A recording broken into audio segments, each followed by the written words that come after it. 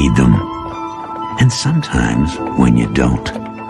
As Alex Mattingly and his son Jeff are about to learn, courtesy of a very special friend from the Twilight Zone.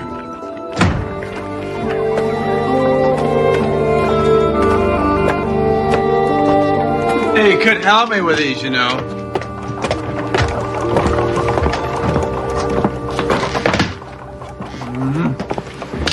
Come on, let's go for a walk. Show you the woods. I hate this place. How can you hate it? You just got here.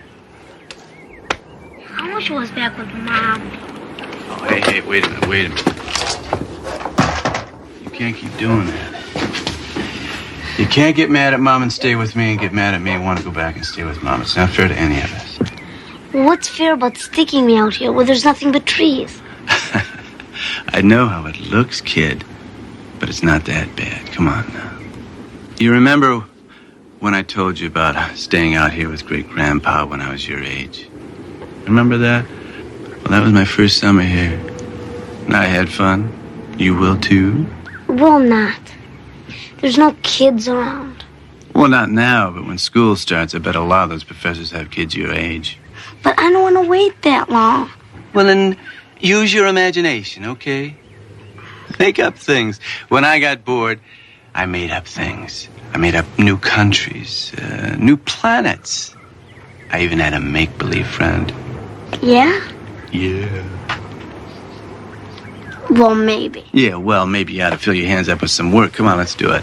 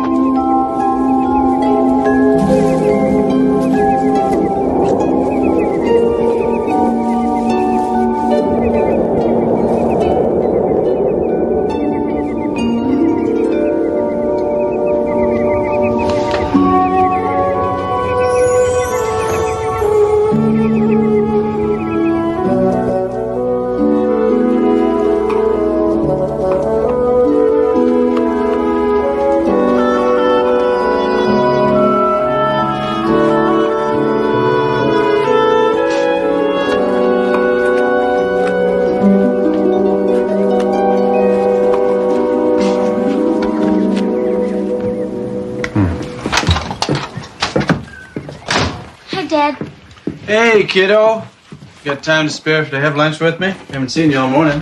I was in the woods. Yeah, I told you you'd like the woods. Mike showed me all the neat places. Yeah? Who's Mike? This kid I met. He's real neat. Oh, yeah? What's his last name? Maybe I know his parents. He didn't say. Well, I'll invite him in sometime. Meantime, you wash your hands. I got a sandwich here for you. Okay.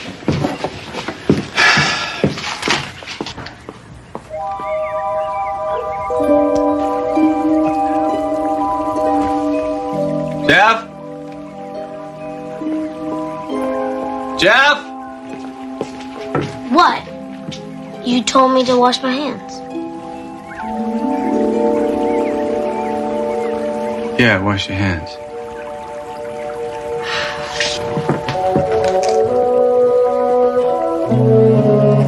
What do you want to do?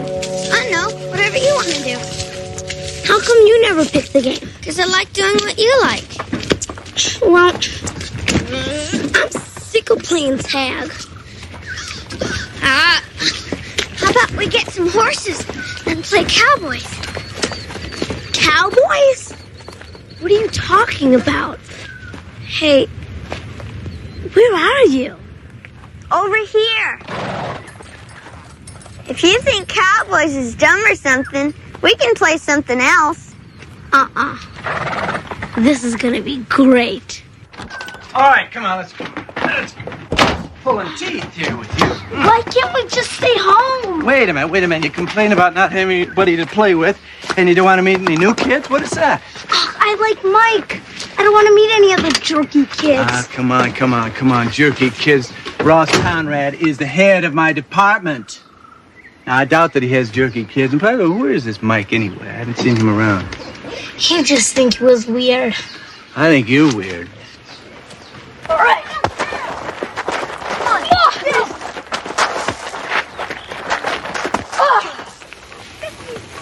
You don't mind being so far from campus? Though I'm sure it is quiet. Well, it's good for my writing, but it's a little tough on Jeff not having other kids around to play with. Well, anytime he wants to come up and play with our little guys. I appreciate that. Daddy, Jeff and Mary are fighting. Come on, quit it, guys. All right. Jeff, knock it off. Hey, come on. Cut it out. Stupid jerk blew the game, Dad. It did not. What game? What happened? We're playing dodgeball, and Jeff wanted to be it. But it wasn't his turn, so he just kept throwing the ball at Larry. Hit me twice in the head. Stupid jerk. All right. Come on, boys. Let's go get some burgers. Sorry, Ross. It's all right. Is that true? Did you hit him? I told you these kids would be stupid. How about we play Speed Racer again? I gotta be heading back home. Dinner's pretty soon. Mike, how do you get all that stuff? I mean, the racers and the horse and everything. I thought you liked it. I thought we were having fun. Oh, we are. It's a lot of fun, but you didn't tell nobody about the way we were playing or nothing, did you? Remember, you promised. Of course not. Don't be such a wimp. Because if you do, we can't do it anymore. How about you come over to my house and have dinner with me and my dad? I can't. Why don't you want to meet my dad? He's a pretty okay guy. No, I said. Come on. I want to show you something. Where are we going? You'll see. It's a really neat place. Isn't this great? It's old. Yeah, but it's neat, right? I guess. Come on. It's really neat in here.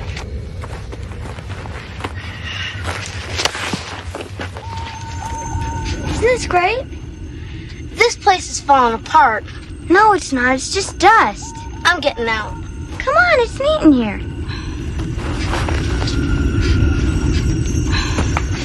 Isn't this neat? This is really cool. Yeah, it is. Oh, you're right. Isn't this great? This place is so cool.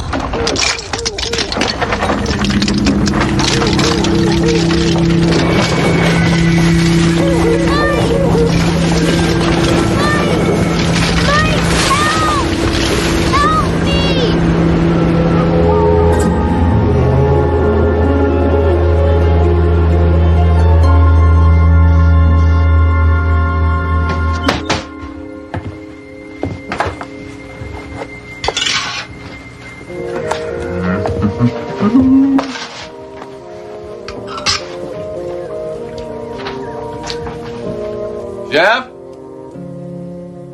Jeff?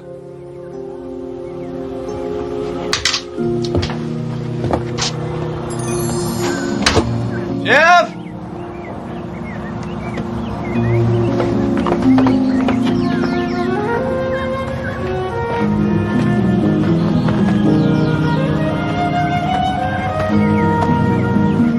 Hey, Jeff!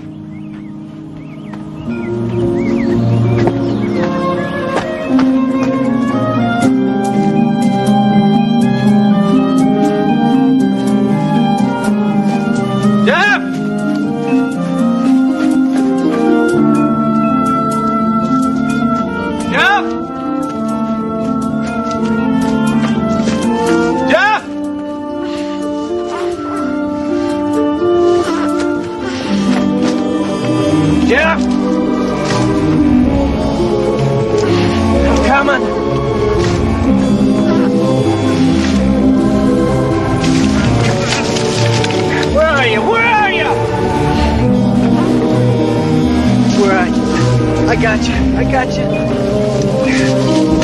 Come on, Jeff.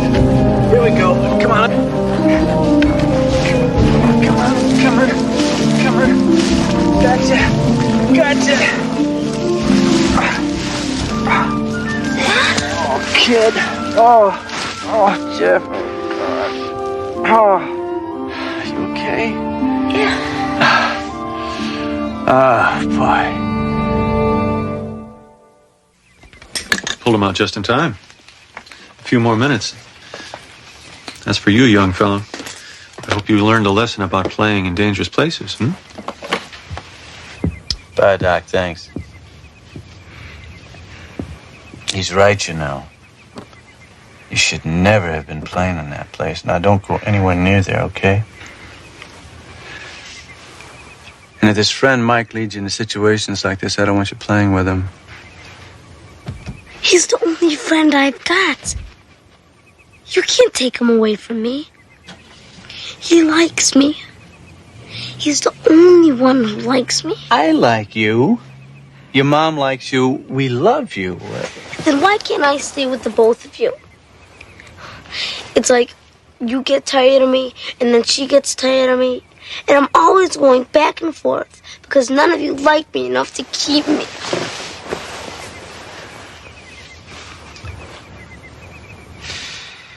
Damn it, Jenny. He was playing. It was an accident. Some kid in the neighborhood. I don't know. No, he's upstairs resting.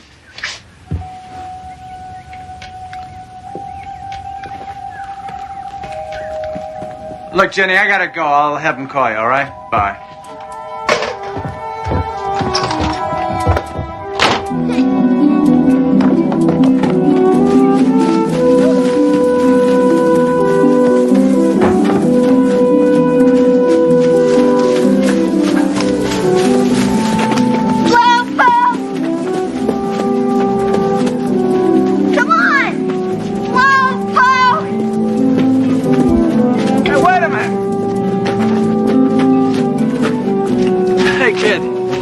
Kid, I just want to talk to you, that's all.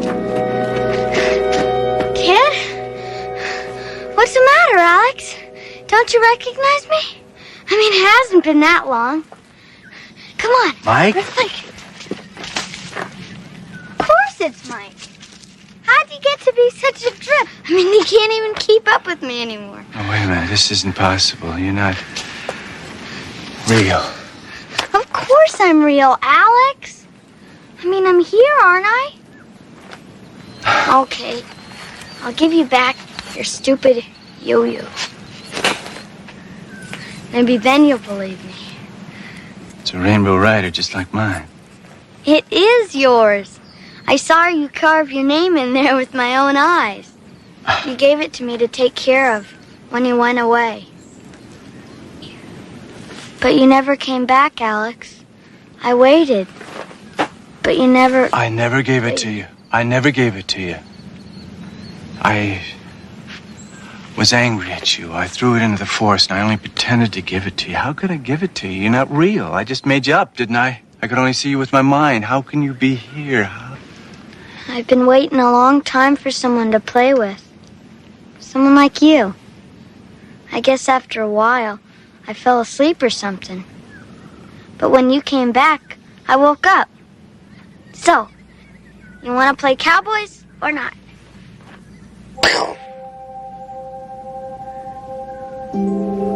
Doesn't like cowboys. Okay. How about tag? You're it.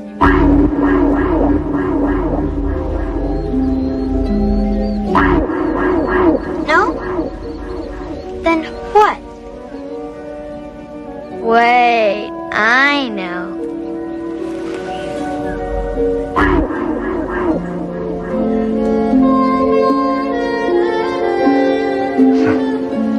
See, I can still tell what kind of games you like.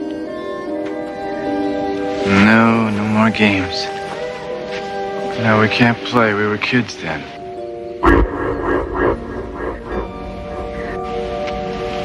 But we're not now. It wouldn't be the same. Maybe you're right. I mean, you didn't make me up. You just, I don't know, You made up the way I look. I took it from your mind. Back then, you needed a friend. You needed one really bad. That's why I came back with Jeff to play with him, just like I did with you. You let him into that mud fort. You could have gotten him killed. I didn't mean for him to get hurt. I don't want you to play with him anymore, you hear? Okay, please don't be mad at me. Please? I don't understand any of this, Mike. But I do know that you can't play with Jeff anymore. You hear?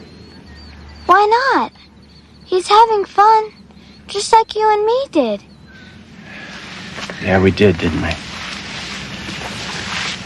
Look, Jeff has to play with real kids now, kids like him. If he continues playing with you, you're gonna let him do whatever he wants and let him play whatever he wants to play. He'll never play with real kids. So what's so bad about that? I didn't think you'd understand. But if I don't have anyone to play with, I have to go back to where there's nothing to do. Well, then that's what you're gonna have to do. Well, I'm not gonna. I like playing with Jeff, and you can't stop me. Mike. Oh, Mike, listen, please. Sometimes you gotta do things you don't want to do. That's what a real friend is. We were friends once. Mike? I'm asking you one last favor. Mike, please just let him go.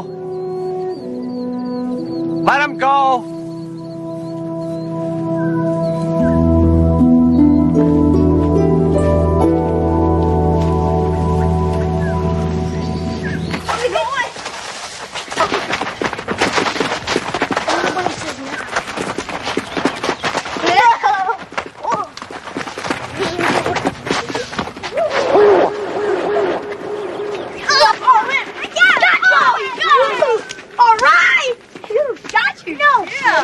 By a mile. No way! You're it! Yeah. How come she's never it? Oh, come on, Jeff. She's just a little kid. Well, she's ruining the game. Let's play cowboys. Cowboys? What? Yeah, you know. That's the stupidest idea I've ever heard. What a goober. Goober.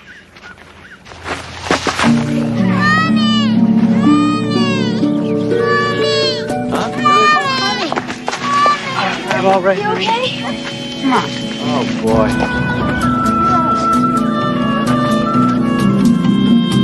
Hey, Bud, wait up! Come on! Where you running? To get away from you. You smell. Come on. I ditched those goonheads. Let's play something good. Get out of here. Mike! No, I mean it. You belong with those jerks. Cut it out. Hey, knock it off. I thought you were my friend. No way! You're a jerk. I never liked you. I was just kidding you. And you even fell for it. Now get out of here and don't come back. I hate you. Fine. If that's the way you want it. I don't need you. I can make other friends.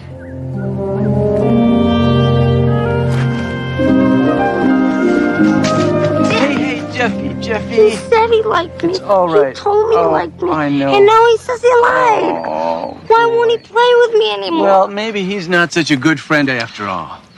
Now, look, when I was your age, I had a friend just like Mike. And I think he did everything I told him to do because he wanted me all to himself. I didn't have to play the rules. I didn't have to share with anyone because there wasn't anyone else. But it doesn't have to be that way with you. Yeah? No, Mike isn't the only one who's going to like you. You're going to see. Now, you just get back there and you apologize to Cindy, okay? Okay. I'll be back in a minute. All right. Want to play, Alex? Sorry, Mike.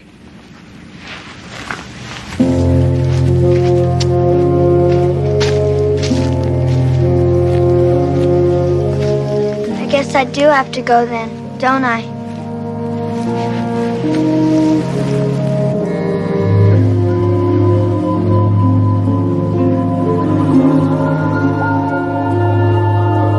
What are you? Really? I am simply of this place. I have been here since it first existed, and so I shall be always. You and me. We had fun once. Didn't we? Yeah, we sure did, Mike. What you did meant a lot to me and to Jeff. What are friends for? Holly, oxen. Bye, Mike.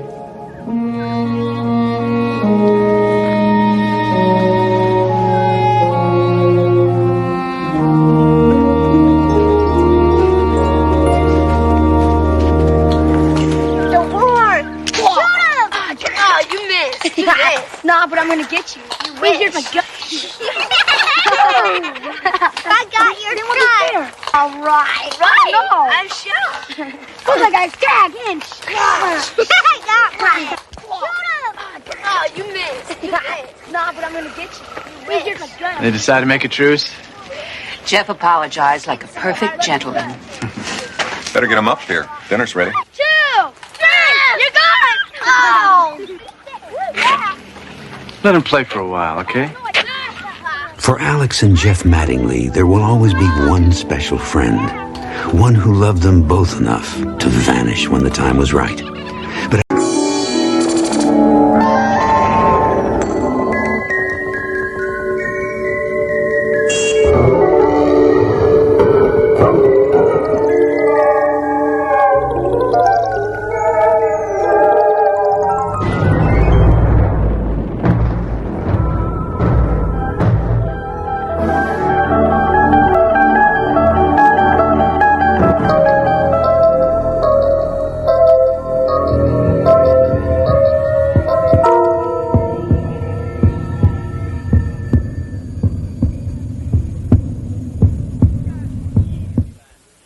test this thing to see if it'll work. What if we haven't enough voltage? Just keep swinging on its arm. 1.2. It's on its way. You know, I gotta worry. Report from the front, Captain. Lieutenant McPherson has a word. This is no joke. What? What if he can read our minds? He's gonna be real mad when he gets to me. 1.4. Keep moving around, you guys. Keep it quiet. Daddy, I'm scared. Am I wrong, or are you supposed to be in bed? Daddy, there's a man in my room. Sweetie, you just had a nightmare. I was not. I saw him, Mommy. It's my turn, I guess. I think I'm just gonna go have to see who this is who is bothering my little girl. And if he can read minds, then he's gonna be real mad when he gets to mine.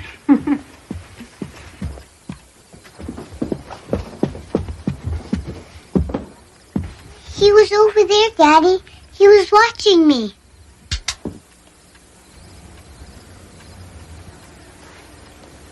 There's nothing there, Megan. See, it's closed. He scared me, Daddy. I know, Megan, but it was just a nightmare. Now, my big girl isn't going to be afraid of some little nightmare, is she? Come on.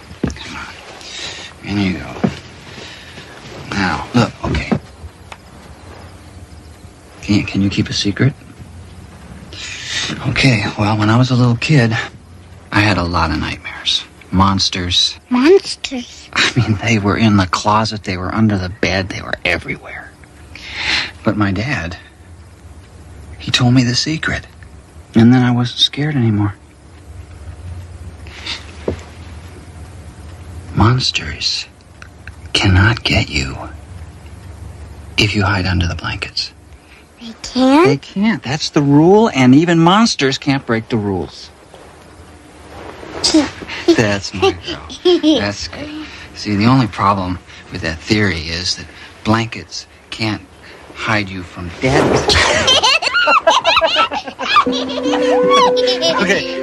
All right. Okay. Calm down. Now you're going to sleep, right? Right. Good night, kid.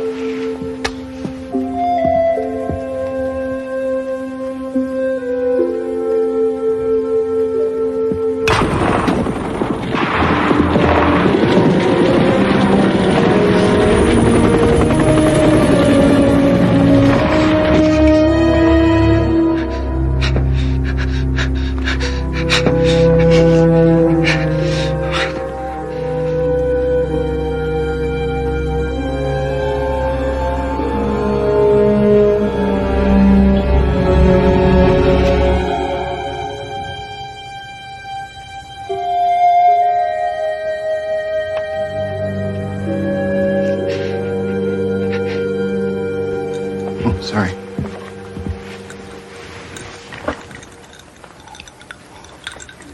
Jeff? What's wrong? God, you look like death warmed over. No, it's nothing, I tell you, honey, I thought... Huh? Nah, it's absurd. It's like daughter, like father. Oh, and the man, it was a chair full of clothes. Well, she has your imagination. Yeah. I was wondering where it went. She's okay, right? Yes. Yeah, sure. Here's your story. North Pole, December 3rd. Ed Scott reporting. World's greatest traffic. One more here in the top of the world. I bring you a warning. Everyone is my voice. Tell the world.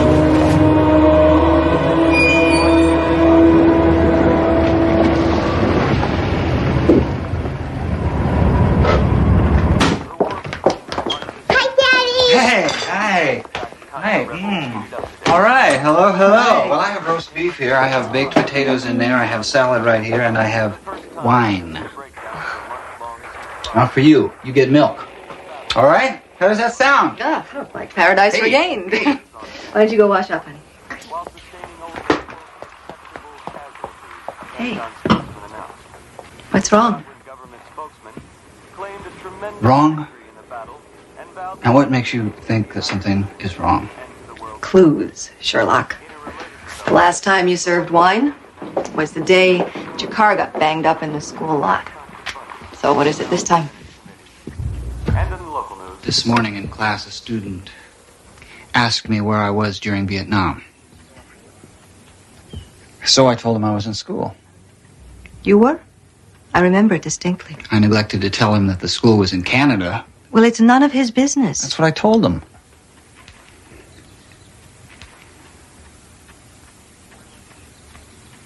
So why do I feel so guilty?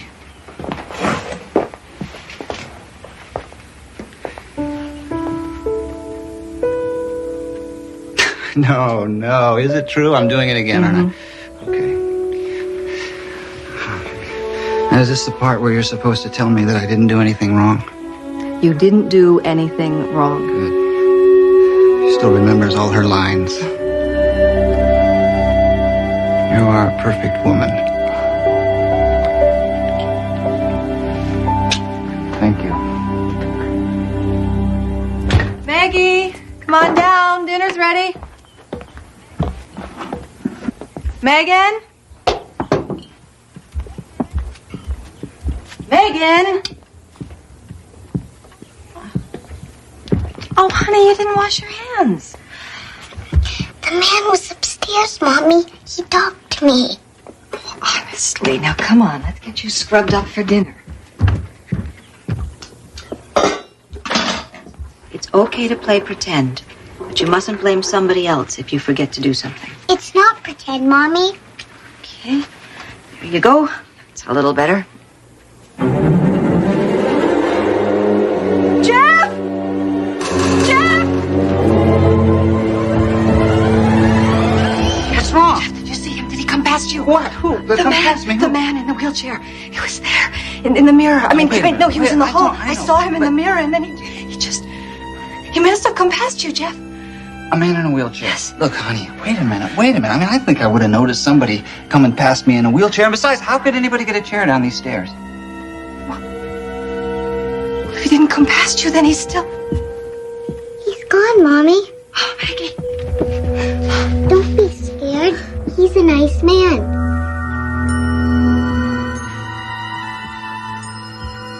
What the hell is going on here?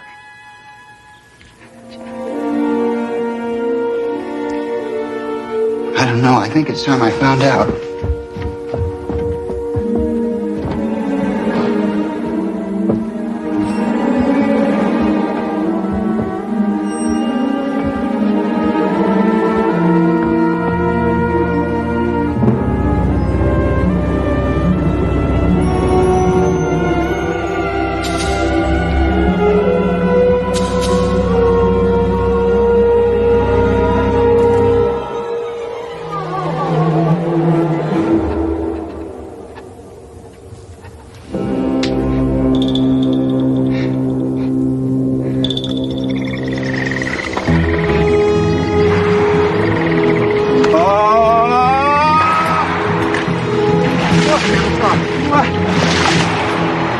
Who are you?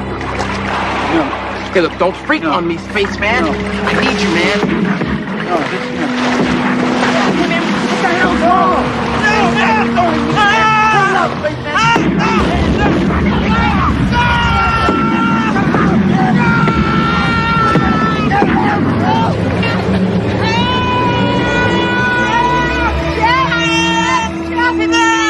It's me. It's just me. It's just me, sweetie. It's just me. I'm the reason he's here. But you didn't do anything. Oh, no? I can think of something I did. I got drafted. But I chose Canada. I copped out on Vietnam. And now it looks like Vietnam is catching up with me. See, maybe Vietnam was my fate. Maybe I was supposed to die there. And maybe this legless ghost is the guy who went instead of me. Or maybe he got killed because I wasn't there. No. This is just your guilt talking, not you. You said no to a dirty little undeclared war. You helped stop that war, Jeff. Now you know that. No, I don't know it. All I know is that I have to leave because if I go somewhere, then he'll follow me and you and Megan will be safe. Oh, maybe, but maybe not. Jeff, whatever this is, we've got to face it together.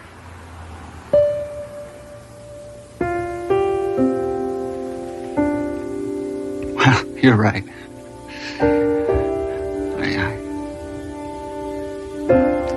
You are right.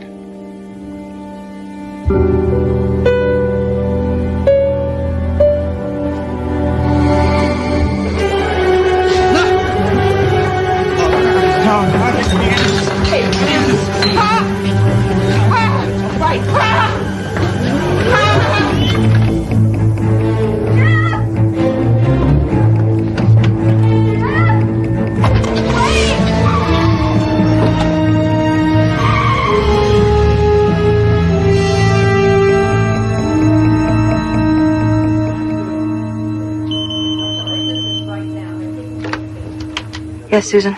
Your husband's on 5. Thank you. Where have you been? I've been so worried.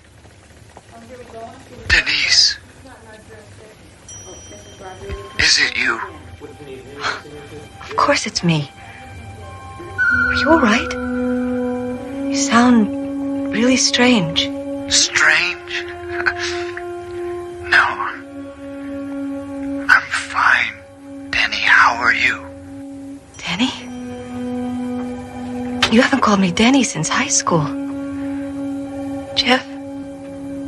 What is going on? I just need to see you, Denny. Just for a little while. I'm at home now, Denny, and I need to see you. Okay.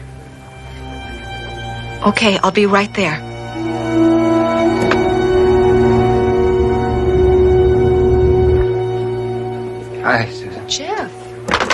all right? You look terrible. Huh? Yeah, well, I feel worse. I just spent the night in my car on Frontage Road. Is Denise here?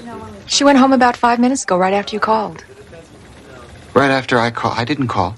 Of course you did. I put you through not 10 minutes ago. I ought to be able to recognize your voice by now.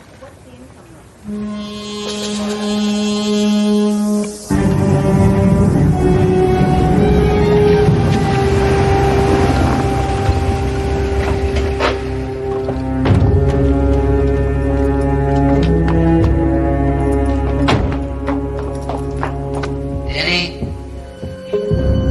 Here.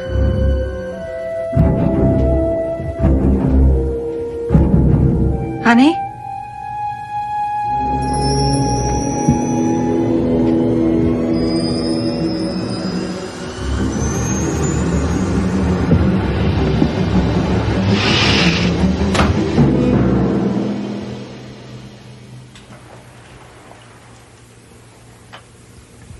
Jeff? You're looking real good. I mean, you look even better than you did back when we were together. Oh, God. What? What happened? Is that the question? What happened? What happened? Vietnam happened, Denny. And the draft lottery. And a landmine. Denise? Jeff? Denny, I don't... Jeff! I'm up here! Jeff! Jeff, I'm up here! Honey, come back. All right, you.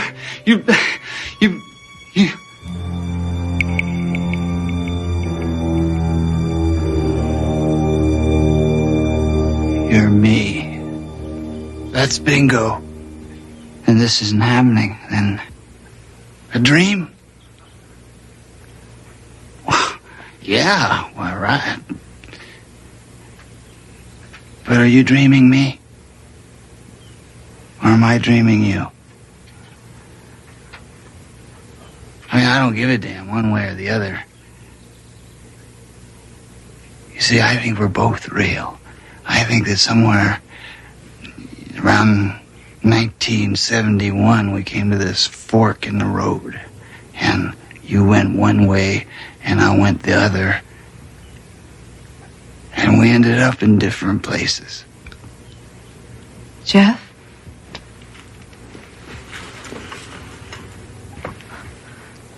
Spaceman? On your road? What happened? To us. To us. Oh, Denny, yeah. You and me? Oh, well. Gee.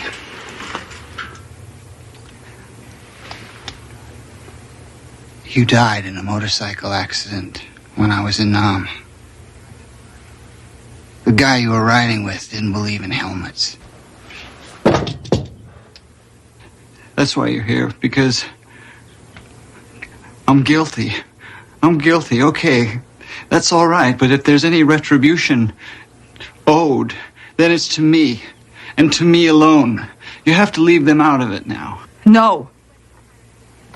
We went to Canada together. We made the decision together. I'm a part of him, and everything that happens to him. That's why I loved you so much, Denny. And you, what? I mean, come on. You think that I would hurt them? God. And they say us vets are crazy. And tell me why. I'm dying, man. I mean, you know, the doctors, they never tell you what's really going on, but I could feel it. And it's okay. You know, I mean, I lost everything important to me a long time ago. I lost my legs. I lost my girl. I lost my future. I even lost Jeff. And the spaceman. Ooh, yeah, I mean, come on. He doesn't have much going on except some really horrible memories. So, you know, I'm laying in the VA, and And I'm just waiting to get it over with. Come on. And I'm thinking, and I'm wondering, you know, how it would have been with Denny and me. You know, if I'd have done it differently. And I'm laying there. And I'm wondering.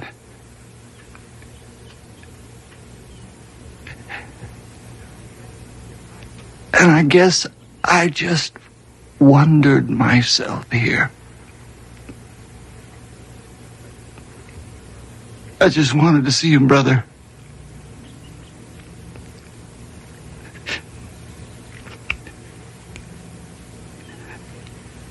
You did okay, McDowell. You did okay.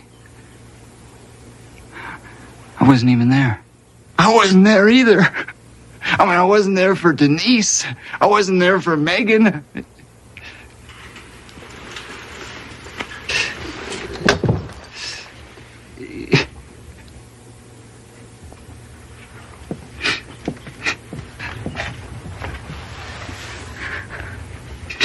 Yeah.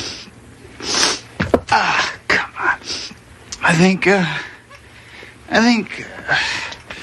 it's probably time I went. No, you can stay. If you want to. Yeah. Well, you know, I mean, I'd like to. Be nice. But, I can't. I got some nice memories now, though. Thanks. The flashbacks. I mean, it must work both ways. You and me were the same person, right? I have some memories. I have some good memories. Maybe if we touched. No, you don't know what you're talking about now. But I have good memories. The day that Denise and I got married. Our honeymoon. The day Megan was born. No, it's no good, see? Because then you'd have all that stuff about all those men dying around you. Then you'd have all the years in the hospital and in this damn chair.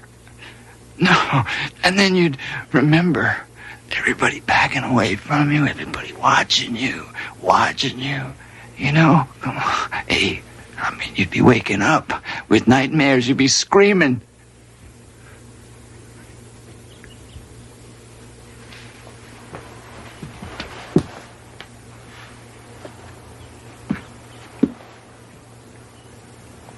I'm not afraid of a few nightmares. I can always just crawl under the blanket.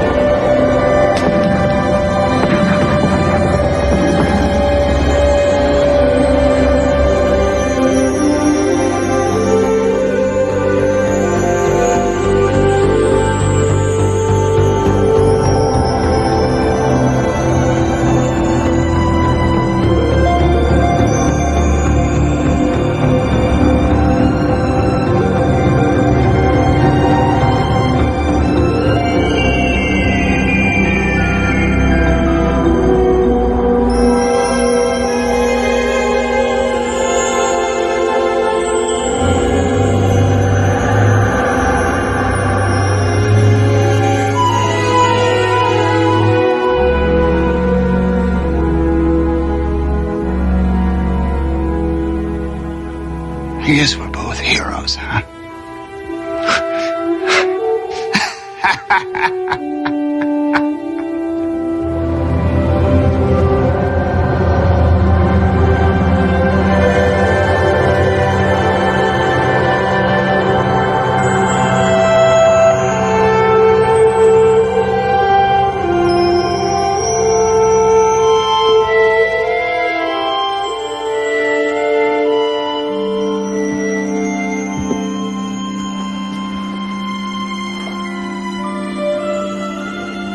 make our choices and afterwards wonder what the other road was like.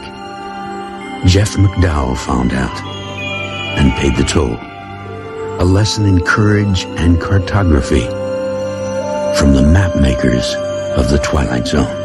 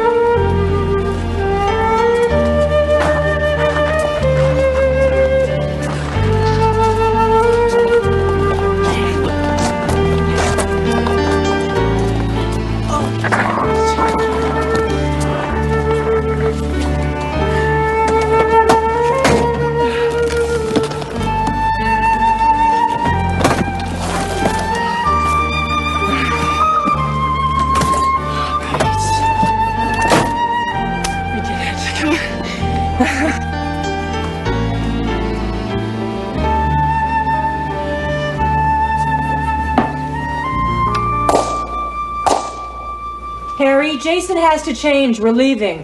Just 5 more minutes and bring down a cold beer, will you? Harry, you've had 2 already. I can count, Sally. Just bring down the beer.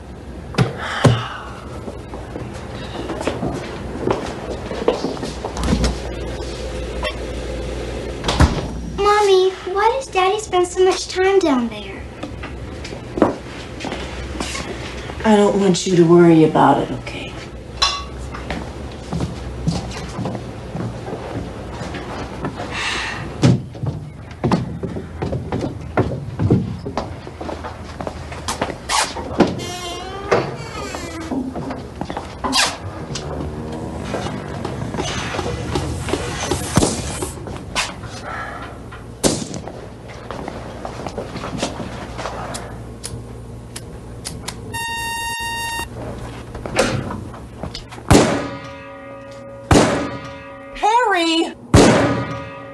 You're still too high. Relax. Jason has to leave! Better. Much better. My sister's expecting us before dinner, and it's a 2-hour drive.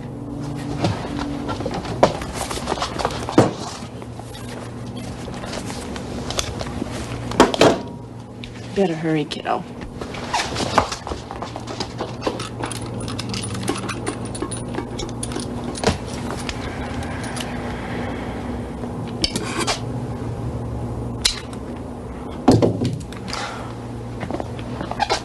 Don't you think he's a little young, Harry? The earlier they start, the better. I want everybody in his family to learn how to protect himself. He's only 7 years old. All right, lay off, will you? I don't see why you have to drag him all the way to Kansas City every time your sister gets lonely. Jason loves to go. And what do you care? The way you hole up down there every weekend, you wouldn't know if we were upstairs or moved. I miss her, Harry. She's about the only person I can talk to anymore. Sal, you haven't told your sister about the shelter, have you? No, of course not. I know how you feel about that. You are never to tell anyone about the shelter. It's our family secret, just the 4 of us. Don't you ever forget that, Sal, not for a moment. Mom? Yes, Harry, I said I understood. Come on, kids, let's go.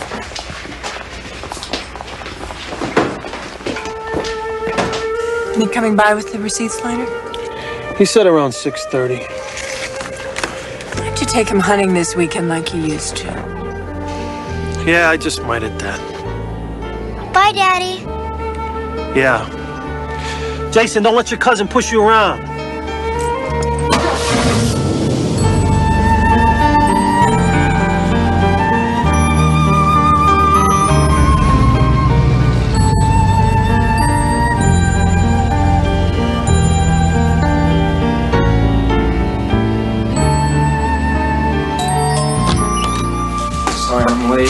Last-minute rush. Old man Richter came in, wanted to buy a new clip for his automatic, and then a couple of hunters from Wheelerville needed ammo. Well, it's a good week, all told. Hey, have you heard the news about this Middle Eastern thing? Oh, it's getting scary. This evening, the fighting seems to be spreading. Where's Sally and the kids? I went up to Kansas City again to visit with her sister. I was just putting dinner in the microwave. Stick around, I'll pop in another one. Just minutes Great, ago, sure, thanks, Harry. That the President and First Lady did indeed leave the White House by military helicopter half an hour ago. Tillman refused to disclose their destination, nor would he confirm that their departure has anything to do with the escalating crisis in the Middle East. Well, I guess it's just like you predicted, Harry. The whole world's going straight down the old toilet. Going? Ha! We're already in the toilet. Drugs, terrorism, pornography. It's worse than any war. Sally used to understand all that, but now she lives in a dream world. All she wants to do is turn my son into a mama's boy. Or worse. I tell you, Nick, I almost long for it. What? The bomb. It could put a lot of things right again. You and I, we don't belong in a world full of degenerate rock stars, hairdressers, bureaucrats. Sometimes I dream about it. Afterwards, starting over with my son in a purified world. In a world with all the scum burned off of it, with everything basic and simple. I don't know, Harry. I can't imagine anyone wanting to live in a world with so much gone. What would be gone? Just an ugly, screwed up world slowly being eaten up by pimps and cowards? Yeah. But you'd have to survive a nuclear war now. There's not much chance of that now, is there? Oh, it can be done if you plan on it. You mean build a fallout shelter or something like that? Fallout shelter wouldn't be enough. Not here. Dunstan's only 4.5 miles from Wakefield Air Base, a prime target. Any shelter'd have to be deep and blast-proof. Sure. Nick, we've known each other since high school. You've been working in my gun store for 10 years. Hell, you're practically a part of the family. I think you deserve to be let in on a little family secret. The door's lined with lead. The wall's solid concrete, 4 feet thick, completely radiation-proof. These gauges give me outside temperature and humidity. That one monitors surface radiation. The shelter has sleeping, shower, and bathroom facilities for 5. Over here is the medical supply cabinet. All the water's pumped in by an indoor well. Power generators with a 300-gallon fuel tank. Air filtration system. Draws air from the outside, but through 30 feet of gravel and charcoal.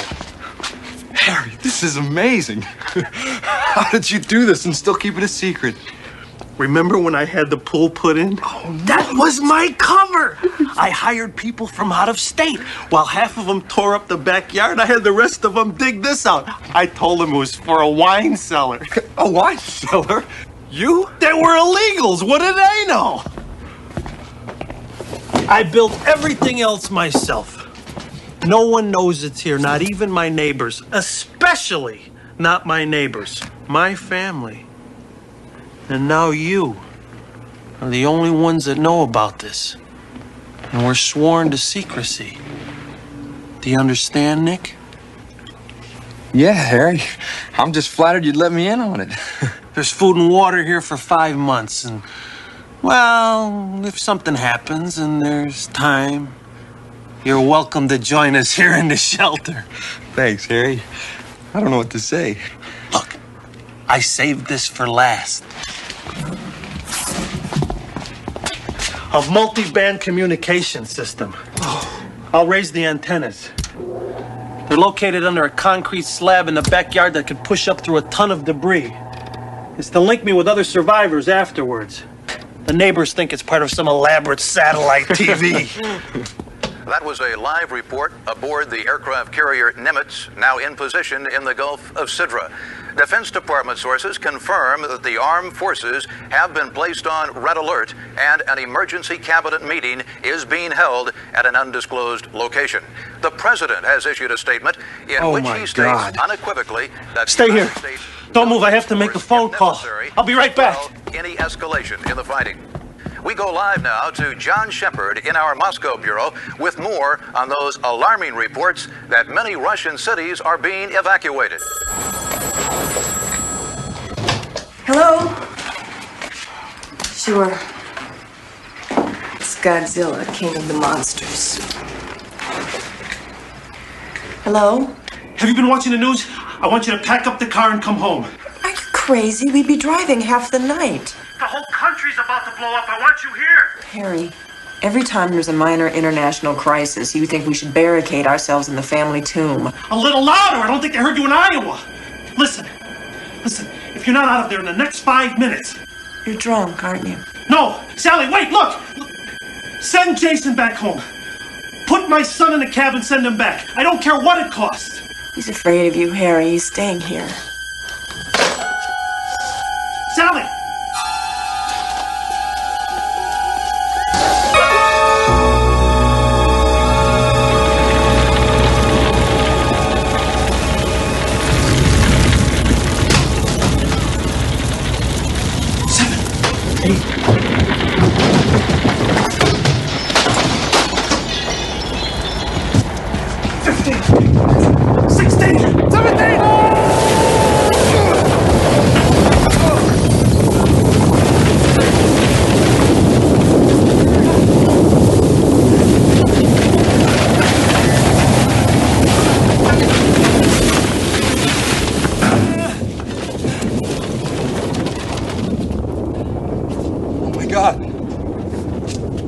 It's happened. This is it! This is it! The antennas, did you lower them? Well, no, Harry, I don't know how. Oh my God! Damn! That was our only connection with the outside! The shelter's completely radiation-proof. Even the radio waves. I gotta get home. My parents. Nick, you need me. Nick! I gotta get home. No! Nick! Stop! Listen! Listen, you're not going anywhere! It was a direct hit on the air base! Listen to me! We're gonna have to stay down here until the radiation levels drop! At least a month! Look! No! Look, Nick! No.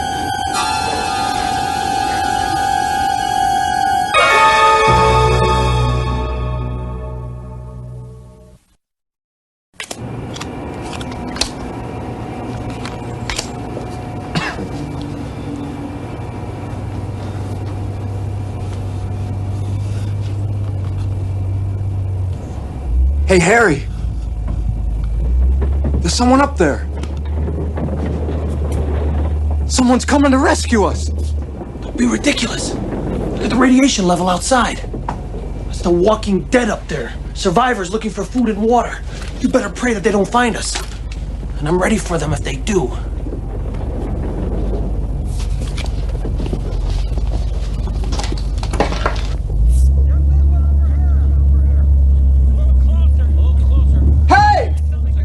We're down here! Shut up, you idiot! Hey! No, why? Oh.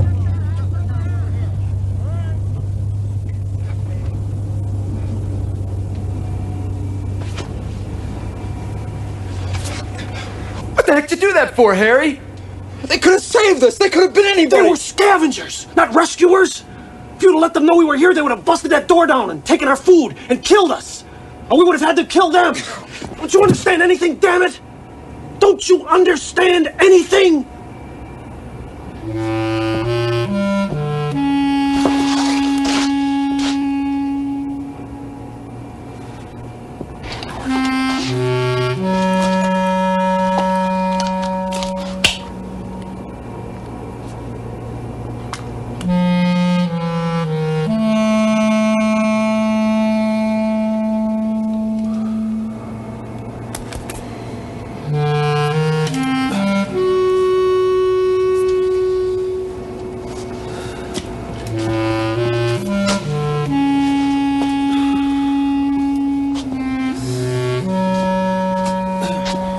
you said the radiation would go down after a month or so, Harry.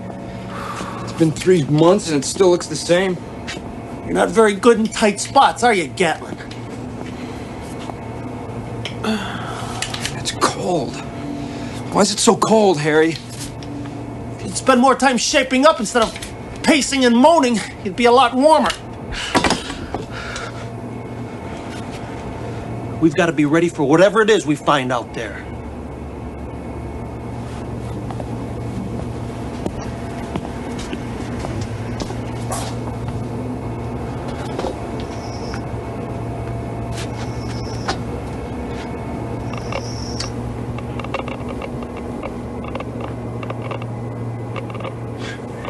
"10 months and the radiation is just as high.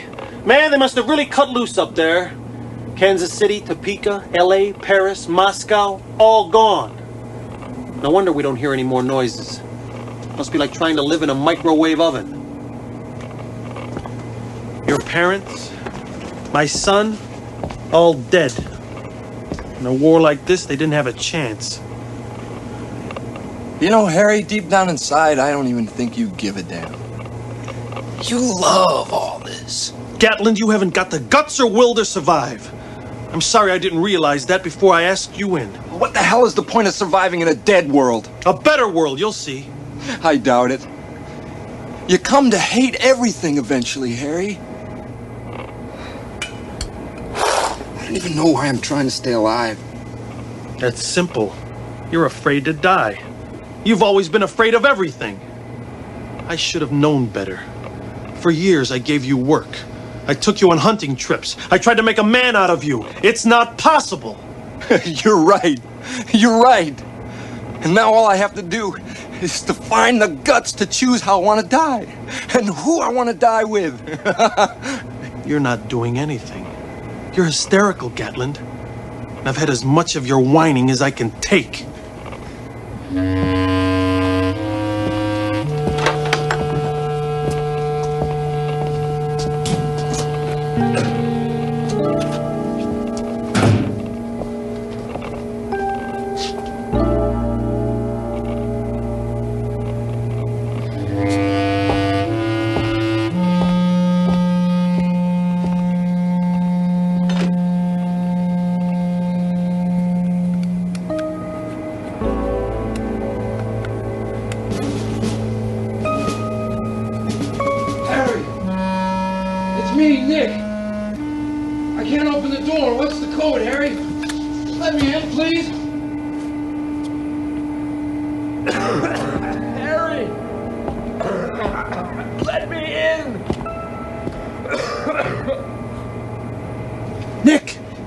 Can you see anything moving? God, Harry, it's horrible. There's no daylight anymore. It's freezing. There's nothing but mountains of garbage. The whole town is gone. I've been crawling around for hours waiting for the sunlight, and it never comes. The air smells like burnt plastic. I feel sick, Harry. Let me in. I can't. You're contaminated. If I let you in, you'd only kill us both. I'm sorry, Nick. It was your decision. No! I didn't mean it, Harry! So help me God, please! If you let me in, I'll be fine! Please, Harry! Please let me in! Harry, let me in! Let me in! Let me in! Harry! Please! Let me in! Let me in! Harry!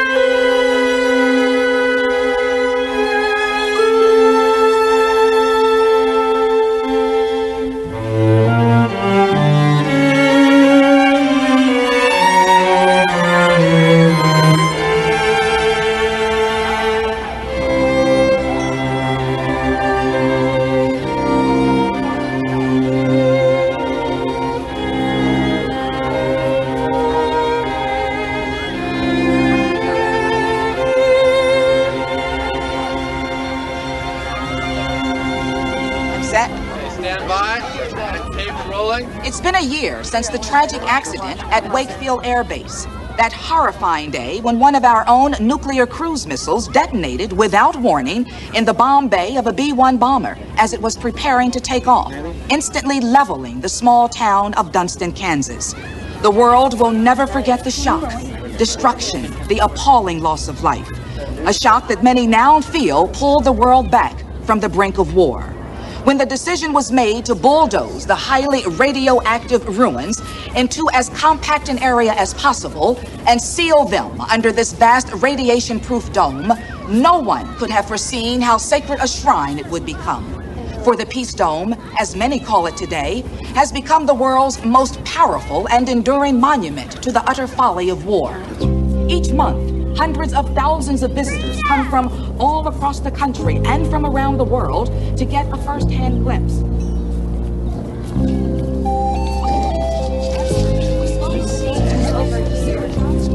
Mommy, is that where Daddy's buried? Yes, dear, that's where Daddy is buried.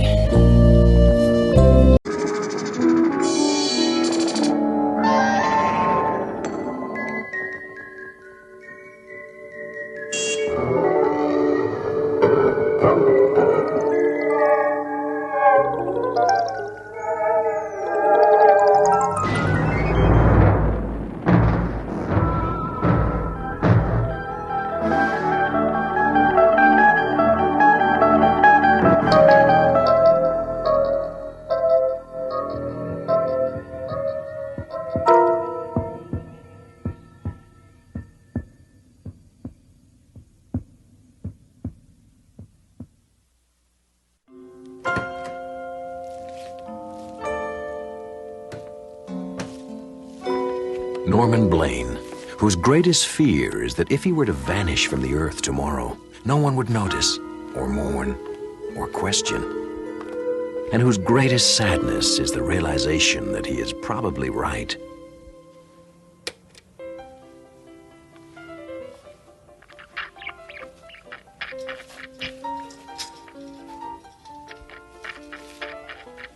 Sofa, coffee table, chair, and pet. Solitary decorations in a life noted chiefly for its isolation. Point of origin and point of destination for Norman Blaine, whose days and nights are routinely swallowed into unhappy silence.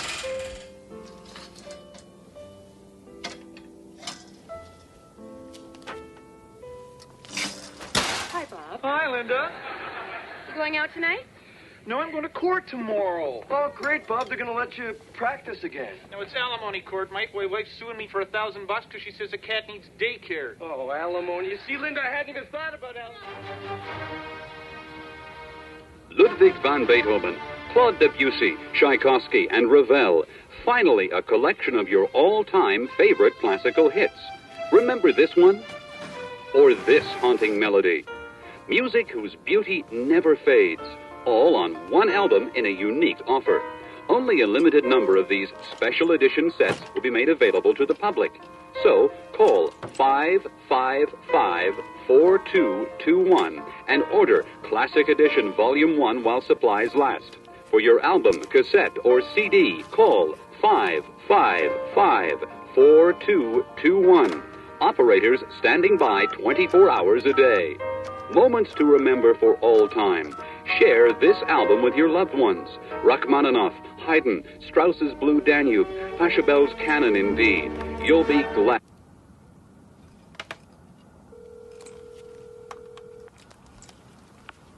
Hello? Yeah, hi. I'm sorry. I think I dialed the wrong number. Excuse me? Listen, I'm really sorry. It's just the wrong number. I probably woke you up. No. It's, okay. I was just sitting here, and I heard the phone ring. For a minute, I was afraid whoever was calling would hang up before I got here. Yeah, I know what you mean. I hate it when that happens.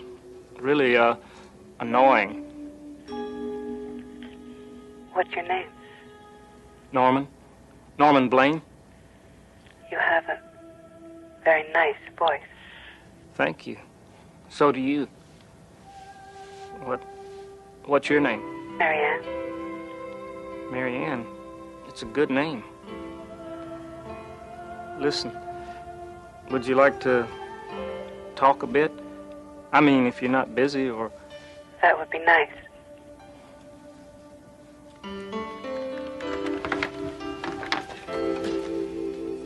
So, where was I?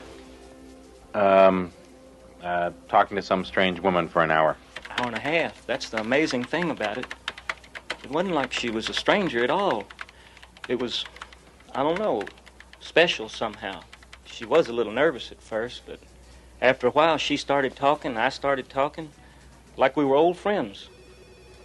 Next thing I knew, it was... It was an hour and a half later. Exactly. She was friendly and fun. God, I hadn't had that much fun in ages. Now I don't know what to do next. I mean, she said I could call her back tonight after 7. I guess she works late. But I'd really like to meet her. I just don't know. Look, Norman, a year and 2 months, you and I have been sharing this office. For a year and 2 months, I've been able to come in here and sit at my desk and pretend that I'm all alone. Because from your side of the room came a blissful silence. I mean, I really like silence. I have 5 kids. Look, you want my advice?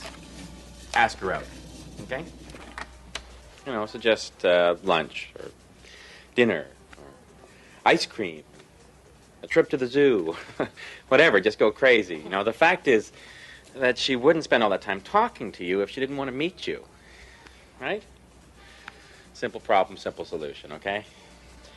Now, Norman, you're a nice guy, but for the next hour, I would really like to have no noise. That would make me a really happy man. Okay?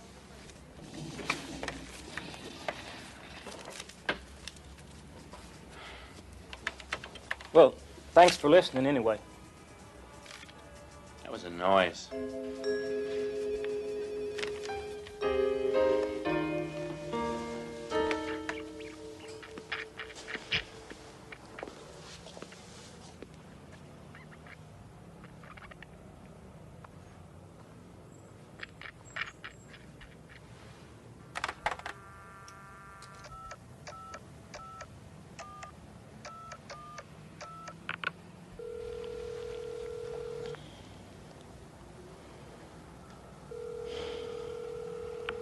Hello? Hi, it's me. I didn't realize we've been talking for over 3 hours. I probably should let you go. All right. But one more thing. I just want you to know, Norman, I really enjoyed our talk last night. And tonight. I wanted to thank you. Well, same here. In fact, listen, I was thinking and wondering if you'd like to get together sometime. Maybe lunch, dinner, a movie, anything you want. Norman. No rush. I mean, anytime, it's okay. No, I really can't. We have so much fun just talking. Why do we have to change it? Can't we just leave it at this? Well, sure. I guess so. I've hurt you, haven't I? No. Really, it's okay. Like I said, I just enjoy talking to you. Honest. Promise you'll call me tomorrow? I promise. Bye, Norman.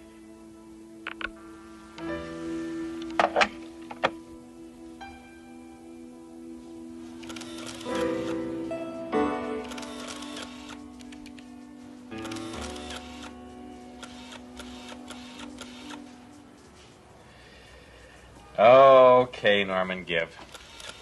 What? For 5 days now, you've been absolutely quiet, not a sound. You know, it's the strangest thing. We've talked for hours and hours over the phone, but she won't come out on a date. So let me give you some advice. Okay. Look, you say you want to meet this woman, right? But you don't know who she is, and you don't know where she lives. All you've got is a phone number. Have I got it surrounded here? Yes. Okay, well, you've heard of reverse listings. Like, you phone the operator, you tell her you've got this number, you think it's the right one, you know, you say it's an emergency or something, and you get the operator to tell you the address that goes with that number. And once you've got the address, you cruise by and you just run into her by accident. Okay? After that, you're on your own. All right, now, can we have some quiet around here? I'd rather be What is it?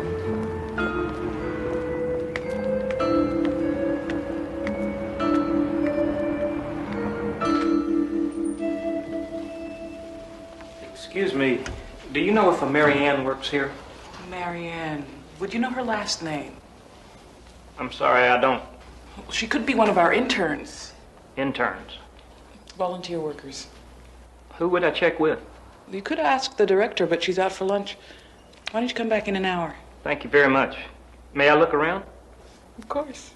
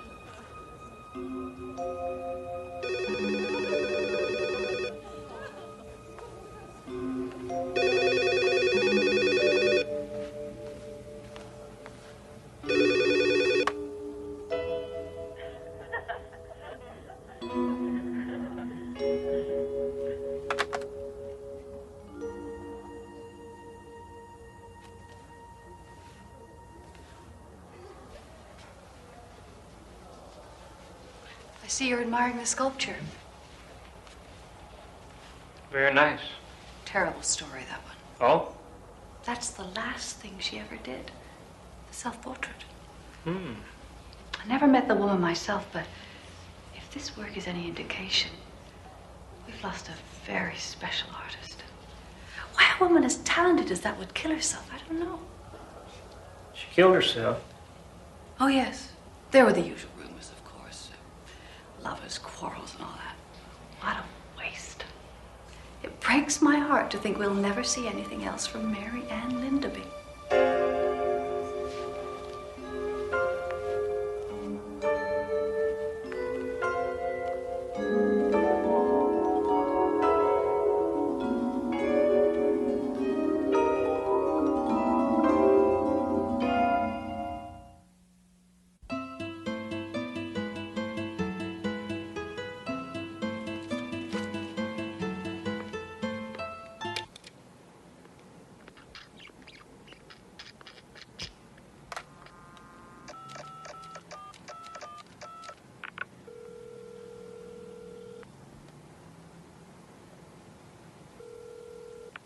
Hello, Norman.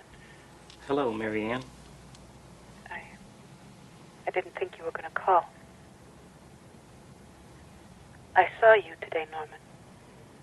You came by. You were standing in front of me talking to that woman. That's impossible. I can't deal with this. This can't be happening.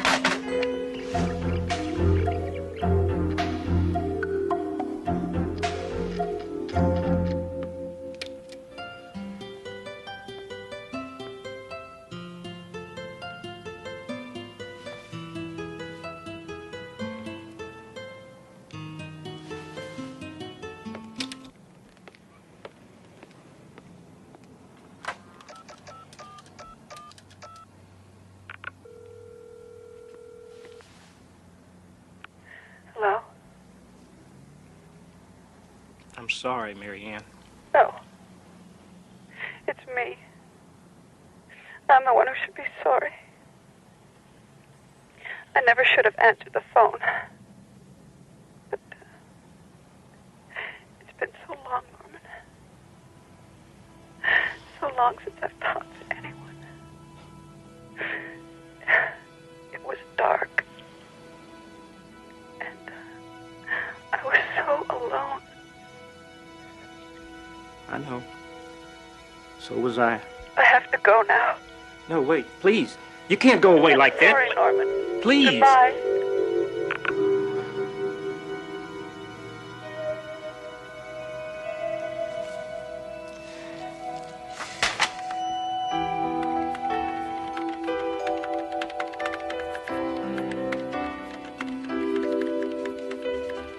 I'm going to lunch now. I'll be back in an hour.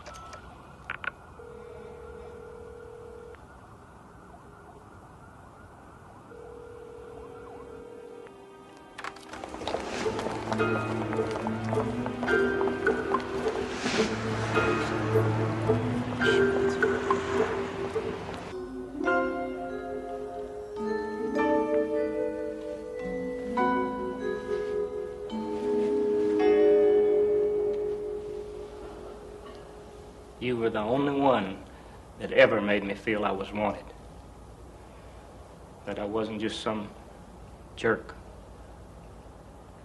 I miss you. I miss talking to you on the telephone. It was the only thing I had to look forward to when I came home. After a while, it was the only reason for going home.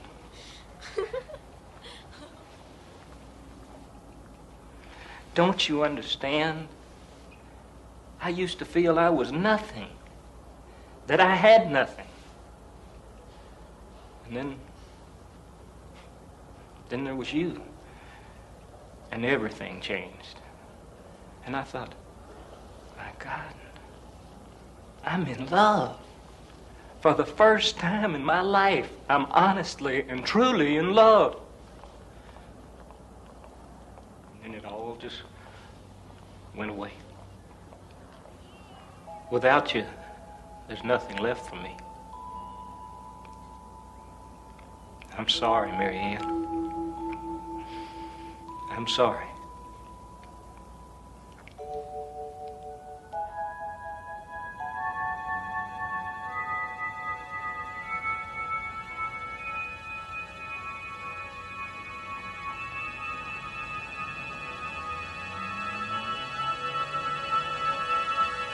Excuse me. I'm gonna have to ask you not to touch the exhibit, sir. Goodbye.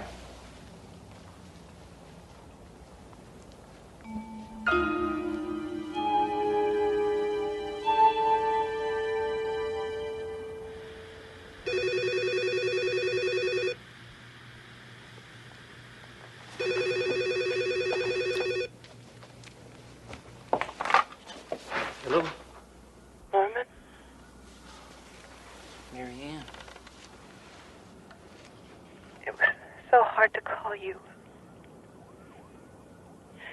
It's dark here. So dark. I heard what you said about there being nothing left for you. It scares me. It's what I said when I was so lonely and hurt. And I couldn't make the pain go away. It just stayed with me so long and so hard. And I couldn't take it anymore. I love you, Mary Ann. No, please. I do, and I'm sorry. I didn't think it would happen. I didn't expect it. Ever. But I can't help it. I love you.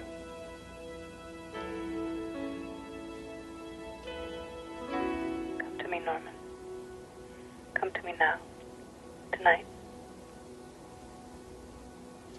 But the museum, it'll be closed. Don't worry. I'll take care of it. But come now, before I change my mind. Hurry. Okay.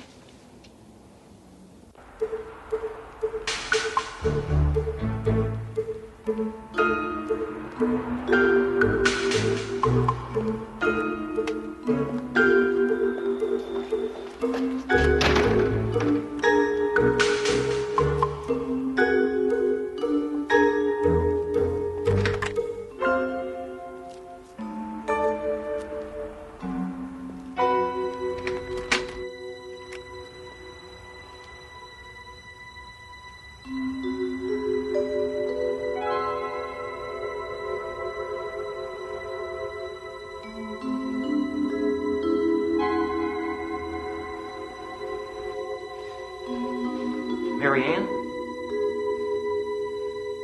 It's been so long since anyone's told me they loved me.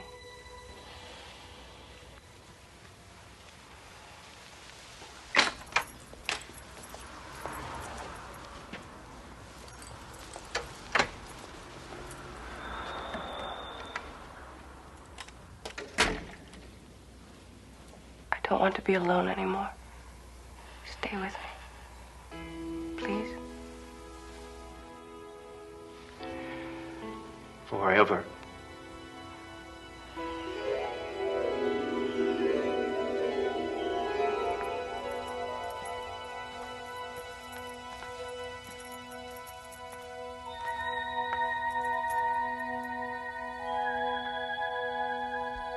On display, a very special exhibit, cast in bronze and loneliness.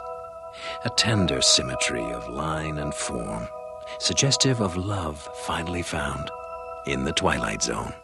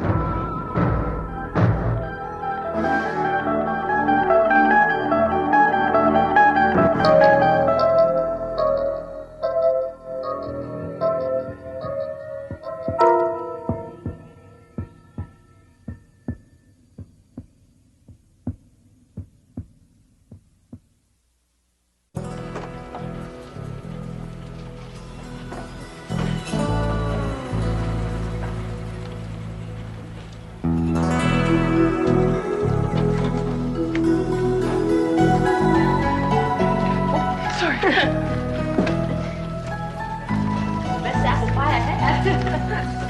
Showtime. Oh, Dottie. I forgot.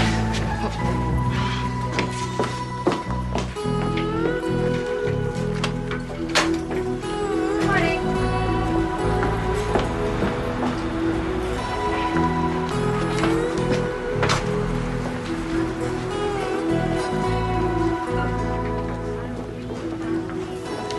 Hello, Mr. Slater. Hi.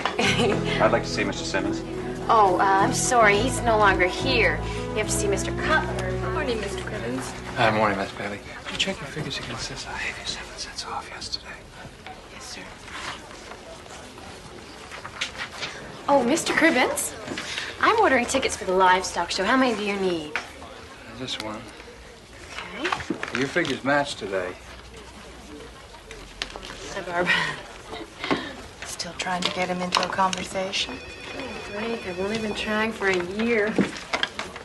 Hello? I'll tell him right away. Mr. Cribbins? Mr. Cutler wants to see you in his office right away.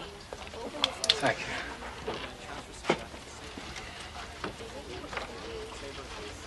Uh-oh. Last week Simmons, this week Cribbins. A human calculator? Cutler'd never fire him. Focus on Warren Cribbins, a myopic little man, precise with figures, awkward with people. His horizons, a bottom line dotted with decimal points.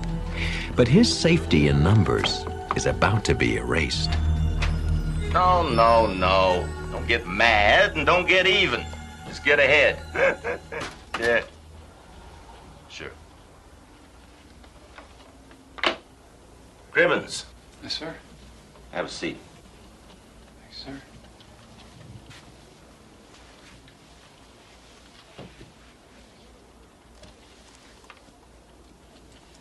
I'll get right to the point. You like your job? Yes, sir, very much, and I hope my work has been to your satisfaction, sir.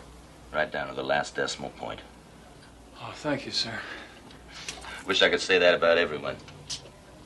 Cribbins, Warren, how'd you like a promotion? Well, I've decided that you should replace Simmons as the new loans officer here at the Farmers Bank. actually, I think I'm better suited. Exactly. You respect the numbers.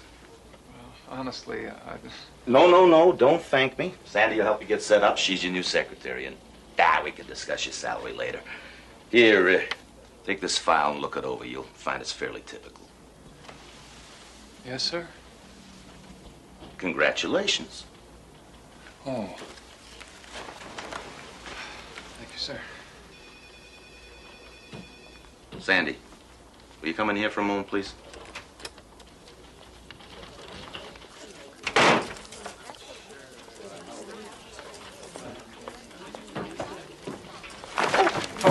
I'm sorry. I wasn't looking where I was going.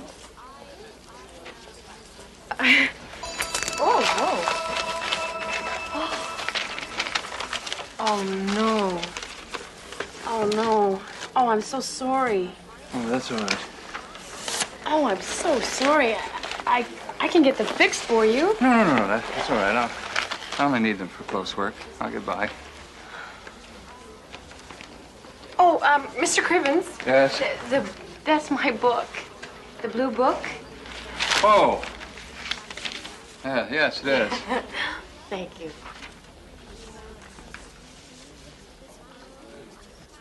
No, I did not take out your loan. You did. Yes, and you agreed to abide by the conditions of said loan. No, I can't do that. Mr. Simmons is no longer working here. I said that I can't do that, and Mr. Johnson, I would appreciate it if you would watch your language, Mr. Johnson. Mr. Johnson?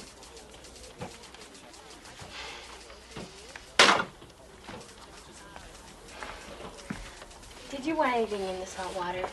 Oh, no, I have my own tea bags.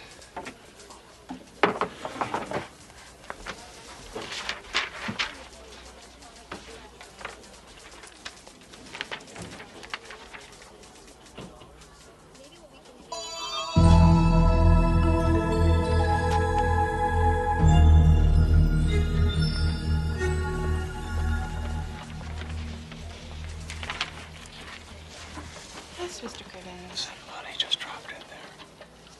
Where? In there, I just saw it.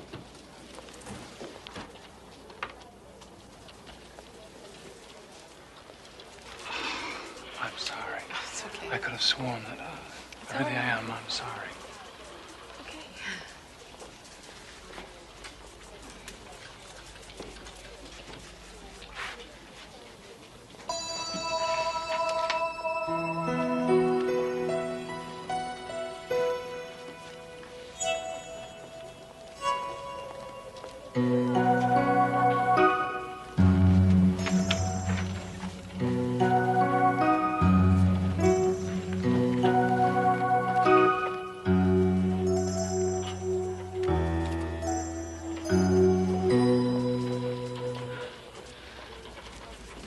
Thank you, Mr. Cribbins.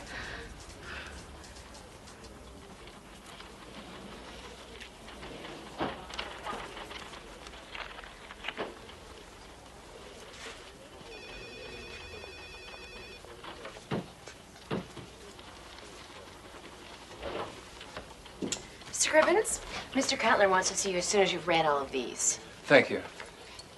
Okay, now those green pins represent the property that the bank already owns, the color of money. And the white ones are what the major farm combines own, pure and untouchable. And the red ones, well, they're what we have paper on, mortgages, Warren. Some firsts, mostly seconds, for people mostly operating in the red. And those are my new concerns? Exactly. We have to call in all outstanding loans as they come due. I see, but what if they can't pay? Then we foreclose.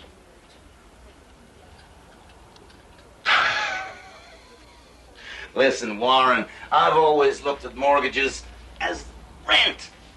If you have a tenant who can't pay his rent, then you find one who can. I mean, the business of America is business, right? Calvin Coolidge. Exactly. That's what makes us great.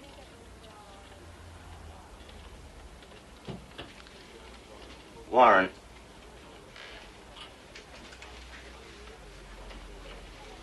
Do you have any idea why we're stepping up our activity on this? No, sir. Well, it has to do with the new state highway coming through. If you own land the government wants, it's like sitting on oil. Do you know where the new highway is going, sir? Oh, boy. If I knew that, Warren, I'd own this bank instead of working for it. Anyway, the more deeds we own, the better our chances. So let's start changing those red pins to green. ASAP. I'm afraid you're delinquent on your loan, Mr. Slater. A letter was sent advising you grace period's over this week. You can extend it a little more, can't you? No, I'm afraid we can't do that. The business of America is business, Mr. Slater. The business of America is people. Or it should be. Please, Mr. Slater, let's not take this personally. This is just business.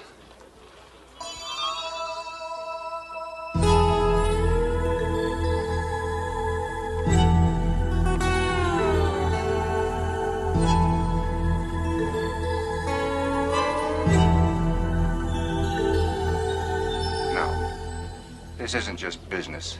This is my life. Just remember what that farm means. To me, my family, this whole community. I promise to look at the figures again, Mr. Slater. See what we can do. Name's Vern. Thank you.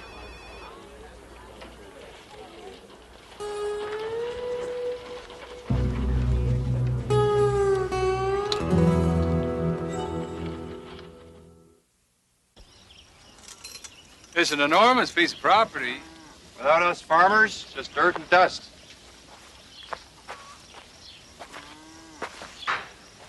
What's the bank going to do with it anyway?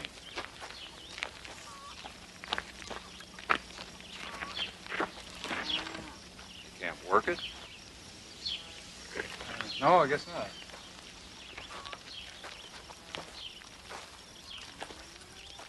Adam, where's your mom? Mom!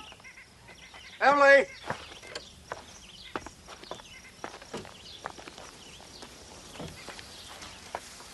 This here's Mr. Cribbins. He's from the bank.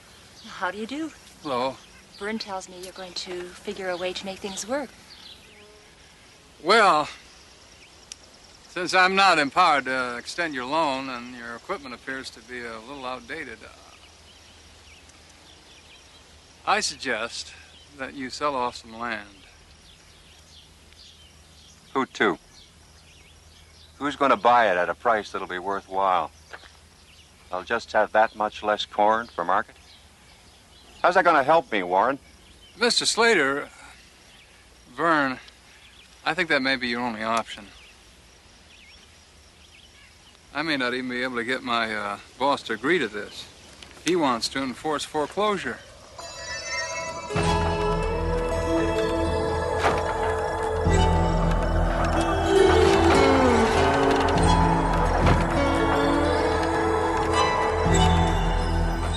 Again, force is the key word here. Oh, please, just look this over and think about it. I ain't selling. You hear me, Warren? You go down to the bank, you tell them I ain't selling. Tell them loud and clear, Warren. You hear me? I got faith in you, Warren.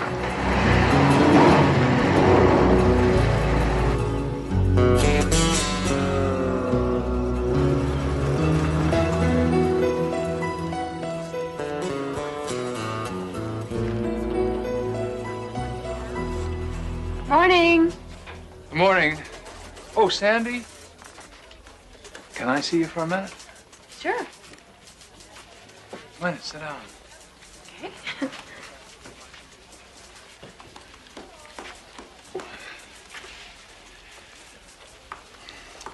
I have a question I'd like to ask you. If you were in a position to help some people, but by helping them you might lose a great deal yourself, yet by not helping them, the people you want to help, they may lose everything. Would you do it? Well, I mean, even if it meant risking your life savings. well, I don't really gamble. I can't afford to. But, well, I like doing things for other people.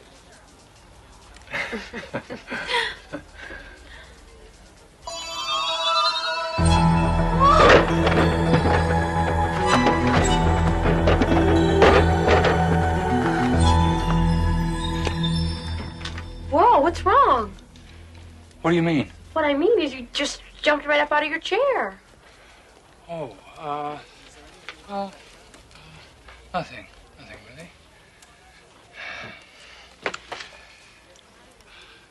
Oh, yes, would you do me a favor?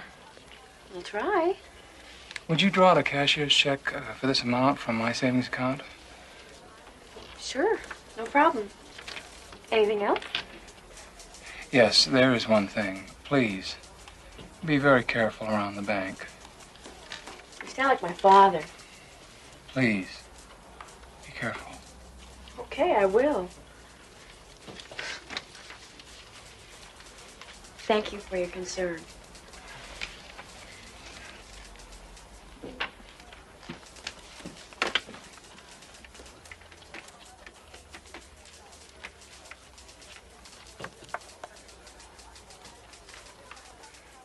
Hello, Mr. Slater.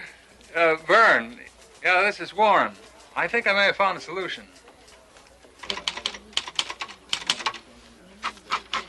Vern, I think this may solve your problem.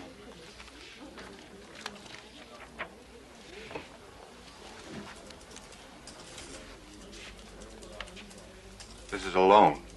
Yes, a personal loan from me. That's correct. Warren, I won't let you down. I'll pay you back every single penny. I promise you.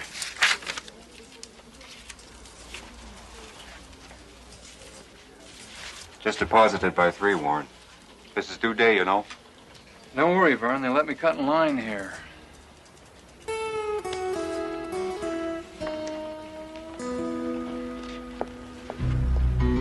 Sandy? Oh, I'm sorry, Miss Bailey. Mr. Cribbins, what are you doing? Oh, I'm sorry. Nothing really.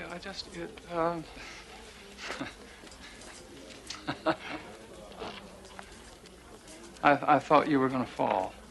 I use this ladder all the time, and I've never fallen, not once. Oh, I don't understand. You were supposed to be careful. And I was. Oh, I nearly forgot. You're supposed to go see Mr. Cutler in his office.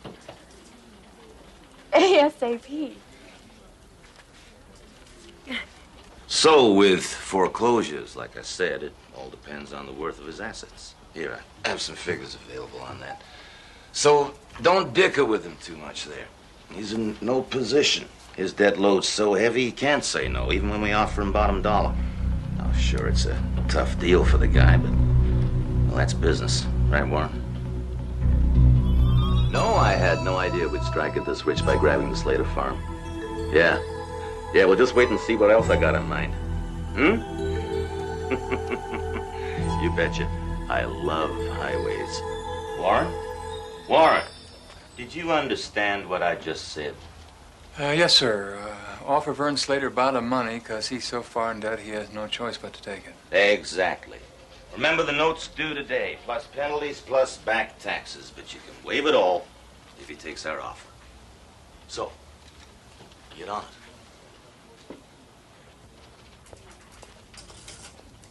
it. Everyone's closing and balancing. What did you want me to do with this cashier's check? I'm not sure, Sandy.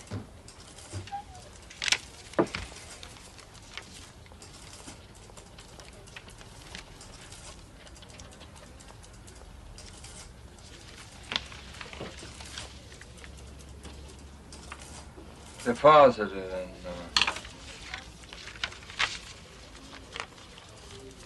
Vern Slater's account.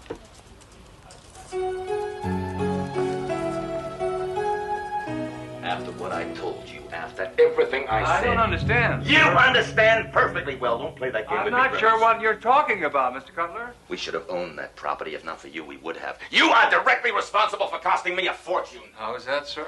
How's that? Please stop screaming at me, Miss Cutler. That new state highway is gonna cut straight through Slater's farm. Oh, really? You personally loaned him that money! You betrayed me, Cribbins. Well, I don't see it quite that way, sir. How do you see it? Aren't we the Farmers Bank? I just helped out a farmer in need. Clear out your desk, Cribbins. You're fired. You sure you want to do that, sir? It's worth the severance pay just to get rid of you.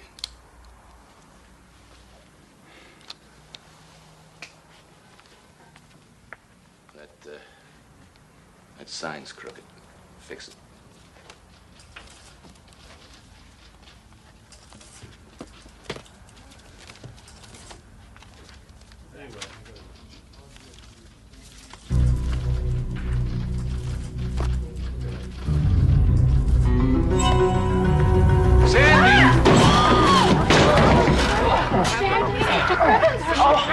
What happened? You okay? Oh, I think so. Are you okay? I told you to be careful, Sandy. You were right, Mr. Cribbins. Warren. Warren. Oh. Oh, take your hand off. Thank you.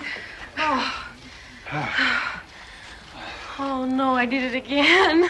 What? Your glasses, I broke them. I think they're totally useless now. Well, that's all right, Sandy. I won't be needing them anymore.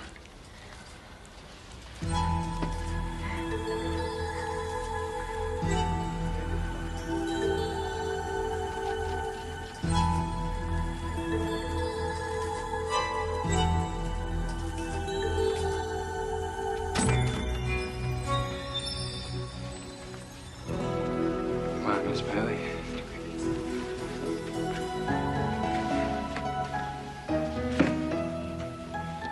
Accidents will happen, and Warren Cribbins had a lucky break.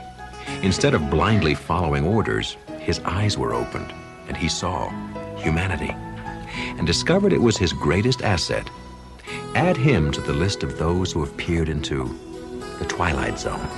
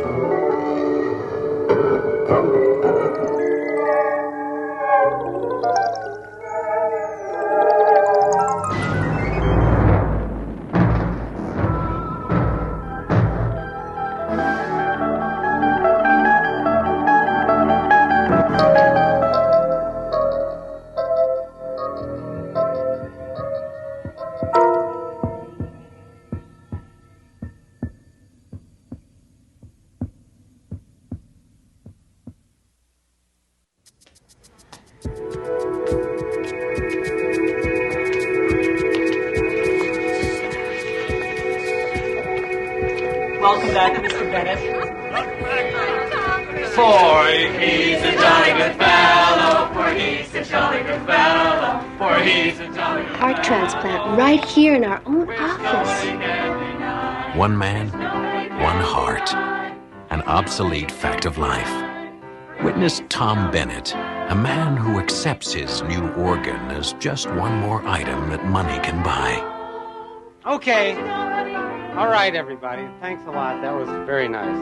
Now, let's get back to work.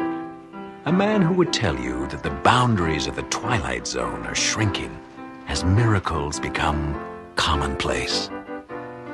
What the hell is wrong with Spence? Did you talk to him about this building lease? Sure, I gave him input. Why?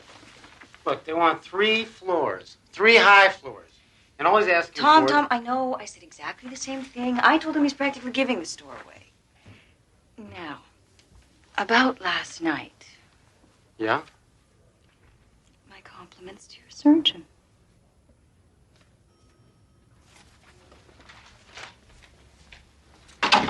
Hey, Spence. Hey, guy. Welcome back. Place hasn't been the same without our killer shark. Yeah, I noticed that. 60,000 feet at $2 a foot. We can get at least 2.5 for that.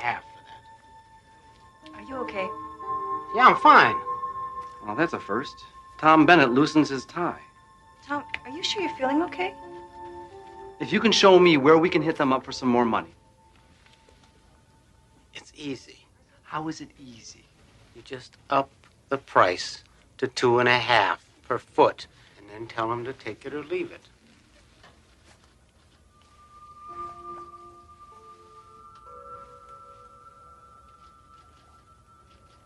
Did you ever own a pair of really good boots? Excuse me? Yeah, the kind of boot that fits around your foot like it's always belonged there. Don't look at me. If it doesn't have 3-inch heels, I'm not interested. Where are you going? Be right back. I'm gonna go buy a pair. You're gonna buy some boots. Tom, we're in the middle of something here now. Yeah. You wanna come along? Tom. You're serious, aren't you? Sure. Okay. Let's go get them boots, partner.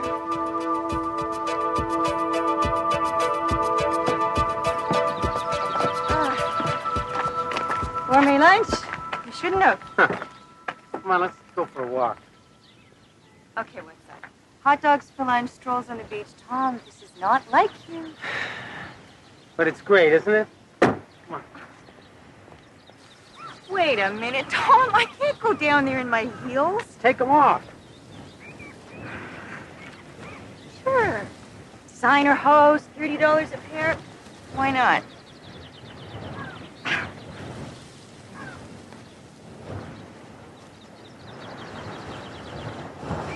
Nice, huh? Yeah, Tom, I really have to get back.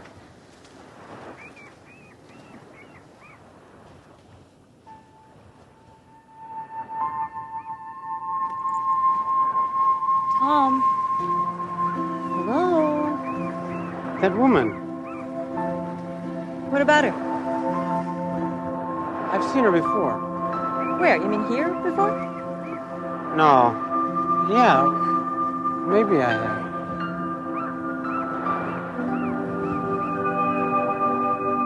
While I can appreciate your firm's situation, I'm certain that you can also appreciate ours. If you wish to continue as a tenant... Excuse me. How about something to eat? Sure. Julie, want to go? Thanks. I think I'll pass this time. The terms I have outlined are the best we can offer in the current rental market. Unfortunately, there's no room for negotiation. That's good.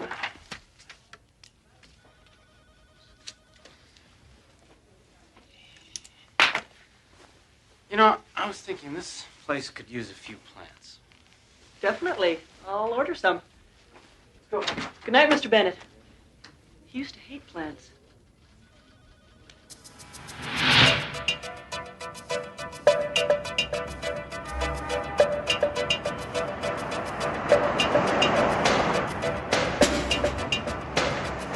Where are we headed? This car. Who cares? Just relax. We're We'll wander around till we stumble across something.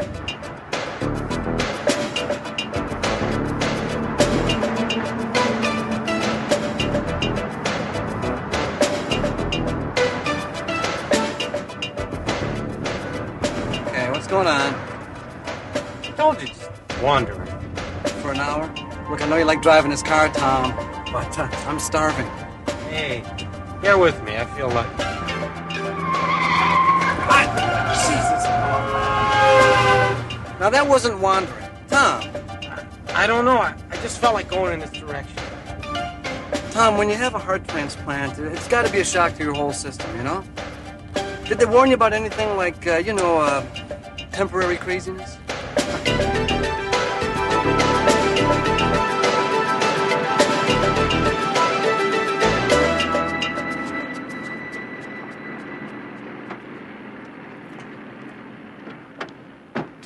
Tom, what is this? This is dinner. Get the hell out of here. You got an immune system that's already stressed out. This is not dinner. You look at that. What, the waitress?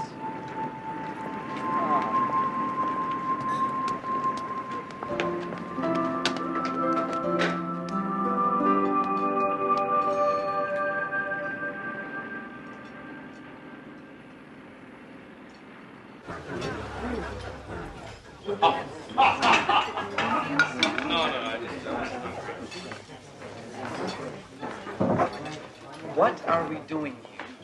Come on, it's a nice place. I want to get to know that waitress.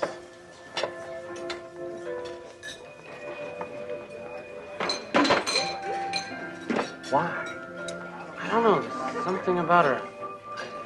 It's like she's somebody I want to talk to.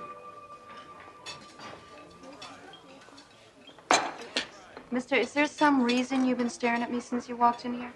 I didn't mean to make you uncomfortable. Look, this is going to come from nowhere, but will you have dinner with me? No. Just dinner. Honest. Sorry, I'm booked up till Christmas. I'm serious. I think we have something in common. Take a chance. Tomorrow night. Or the next night. I know some great restaurants. Thanks, but no thanks.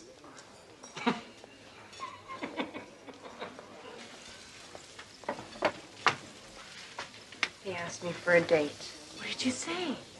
What do you mean, what did I say? I said no. Mary Jo, you have got to start dating sometime, and this guy looks like one hell of a way to start. Why does he keep staring at me? He's weird. Look, what about Ralph? He'd ask you out in a second if he thought you were available. Well, I'm not available.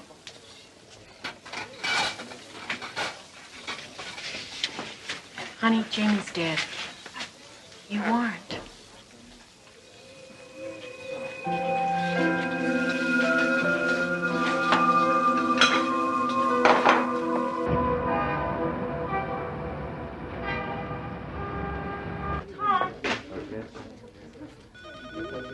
Tom, I want to talk to you.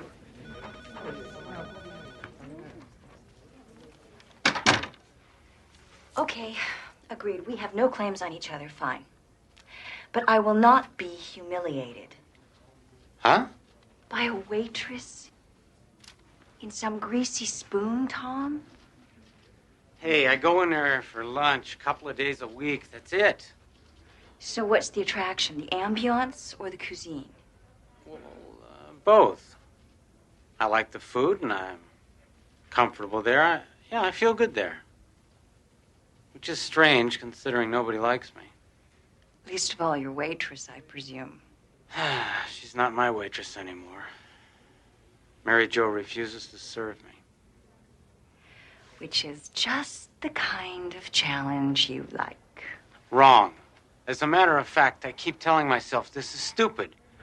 What are you doing there? But then, a couple of days later, there I am. Oh, poor baby. All that meatloaf and no love.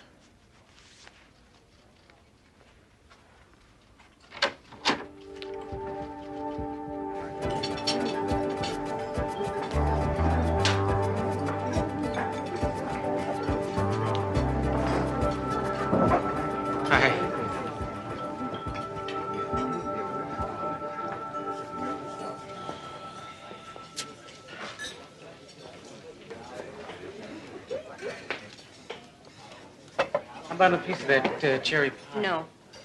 Look, I am getting sick and tired of you hanging around here all the time. You're not coming here for the food. Yeah, it's really not that bad. And the fact is, if you're not coming here for the food, there is nothing here for you. Now, why don't you just go and get in your fancy old car and you go someplace else?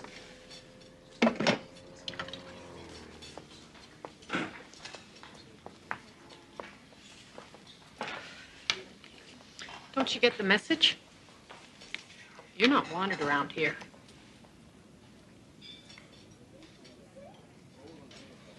Come here. It's not that you're not a nice man. It's just that, well, you gotta understand.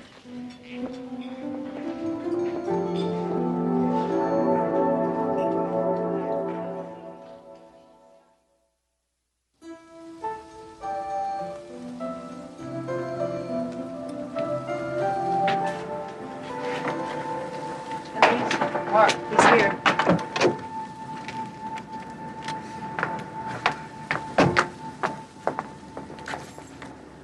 I gotta go. Night. Mary Jo, I want to apologize. I had no idea. Your friend told me. She had no business doing that. Mary Jo, you guys must have been pretty close, huh? Close. We lived next door to each other since we were 5 years old. We always knew we were going to get married. Well, maybe that sounds kind of silly to you. Well, maybe it is silly. But it was the kind of love that makes you hurt. The kind of love that you feel right down into your toes. He promised me. He wanted to wait until he had a good job. And it didn't matter to me at all, but it was important to him. And he did it. I was so proud of him. And he called me up. We set a date. And he was coming right over, and we were going to celebrate. We were going to have kids.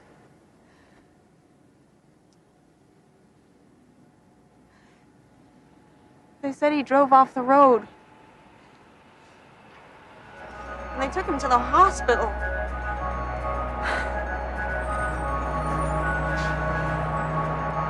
Even in death, he did good by somebody else. That's the kind of guy that he was. What do you mean? Nothing. Nothing that would mean anything to you. Now, please go away! Wait, what was his name? I want to know his name.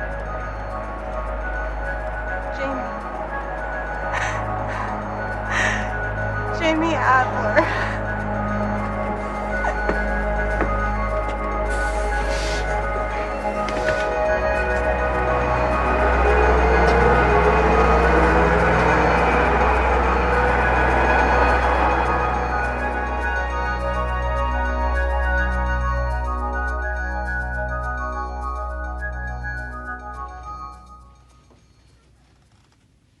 Thank you, Doctor.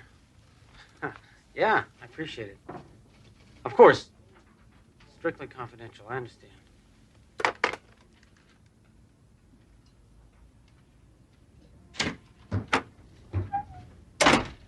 I've just been on the phone. Me too. Did you tell McLaughlin that he could set his own price? This is crazy, Tom. There is no way we can agree to it. You know whose heart they put in me? It's a man named Jamie Adler. Very nice guy. To which of you should I tender my condolences? It's a good question.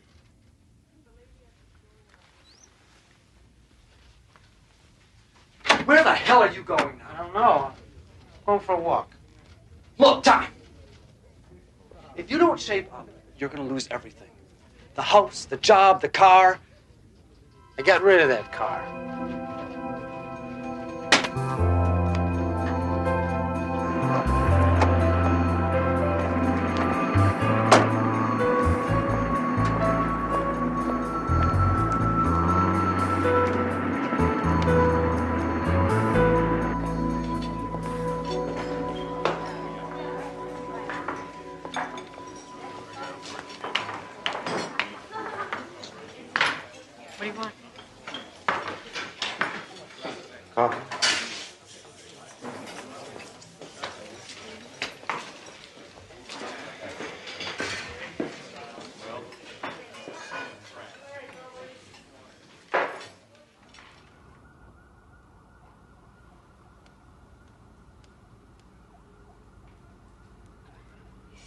here. Yep, he is. What does he want? After 5 cups of coffee, donut? I think he wants to talk to you. Sure is patient. I think if we went away for the weekend now, he'd still be here Monday morning waiting. What should I do? Follow your heart.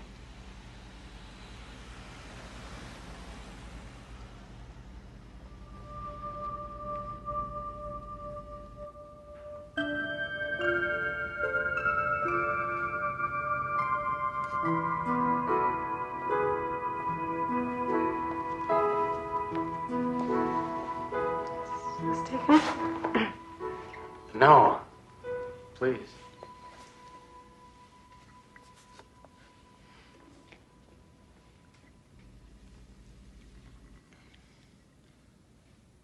Am I really so terrible?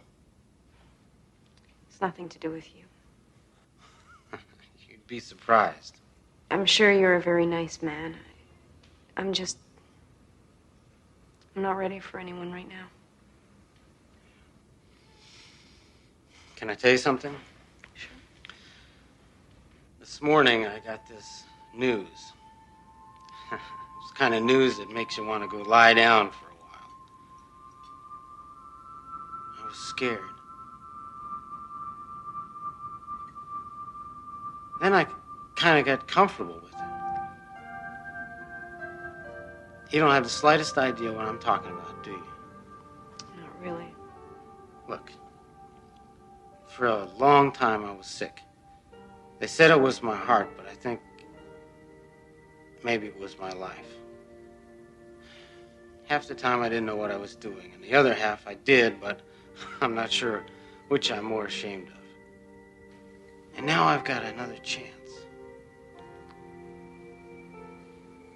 What do you want from me? Just a chance, whenever you're ready. I've kicked open a lot of doors in my time, okay? But I'm willing to wait for this one to open by itself. If it does, I'm gonna be there, I promise.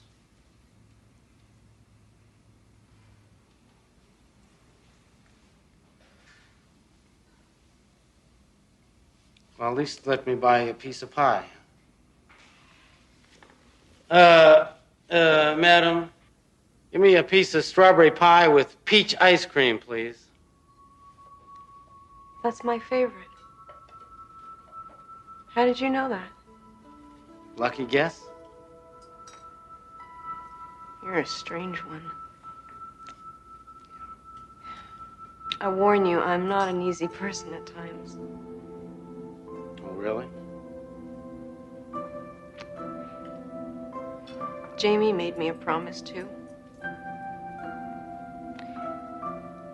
He said that he would always be with me. Yeah, I kind of suspected that.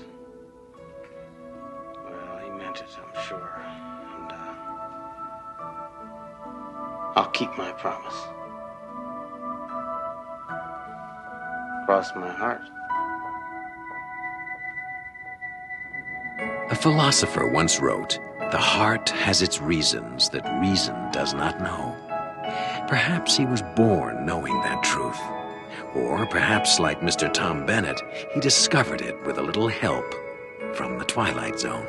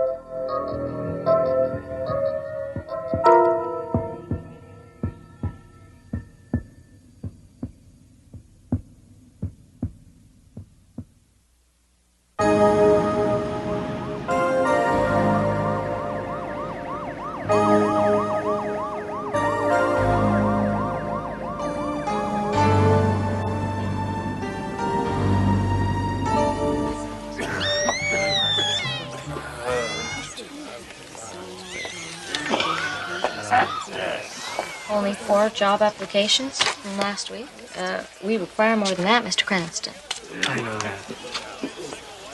I know. I thought I was sick. Did you get any response from any of them? No. Are you sure you filled out the application properly? Yes, I'm sure. Mm-hmm. Maybe if you borrowed a nicer coat. Coat? No, it's not the clothes, it's the time. The longer I'm out of work, the harder it is to find someone to hire me. Perhaps you don't understand the purpose of this interview, Mr. Cranston. You know, this shelter has just lost its mortgage, and I have to determine people's eligibility so that I can transfer them. Ma'am, do not... Ma'am, don't you think I'm serious about trying to find work? Do you think I enjoy being broke and living here in this shelter with my family? I work with my hands. I build. I cannot build unless someone hires me. Do you understand? I think we've talked enough. I have other people to interview. Thank you, Mr. Cranston.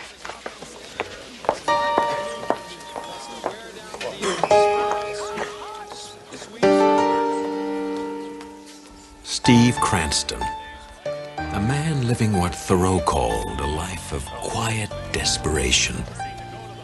A man once successful, once firmly ensconced in the American dream, only to have it turn into a nightmare. Steve Cranston, a statistic whose number is about to be called from the Twilight Zone.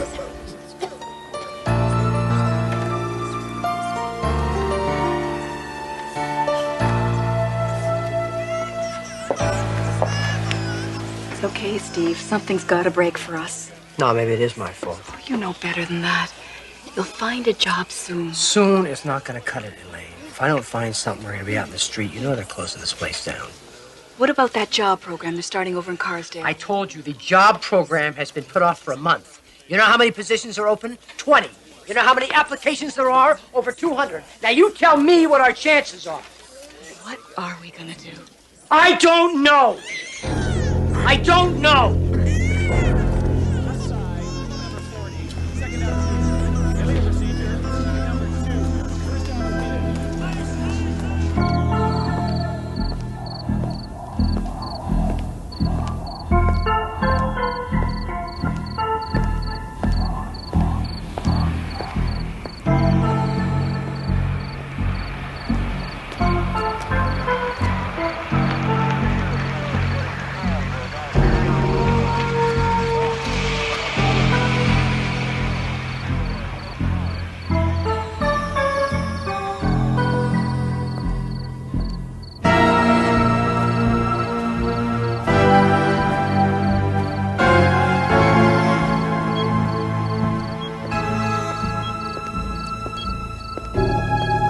Wouldn't you know it? The one piece I need I don't have with me.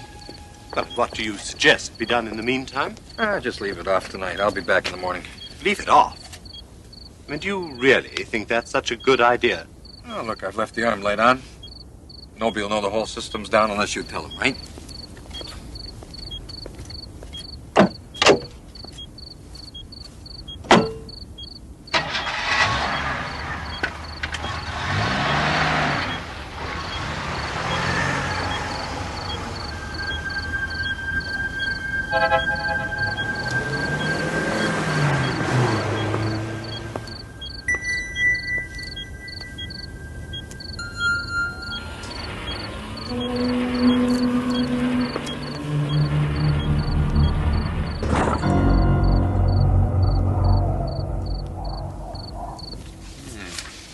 Very nice. Very nice indeed. You'll notice the growth in the fourth quarter profits in... Yeah, I can see that. But I still want the audit pushed through. If there's any way we can cut back on expenses, salary, budget, personnel, do it. I have to tell you that there's going to be some opposition. They say they're down to the bone as it is. No, they're not down to the bone. You know how you can tell? They always start to yell when you've hit nerve, not bone. By the time you get to the bone, they've stopped complaining because they know they could be next. I'll do what I can. You do that.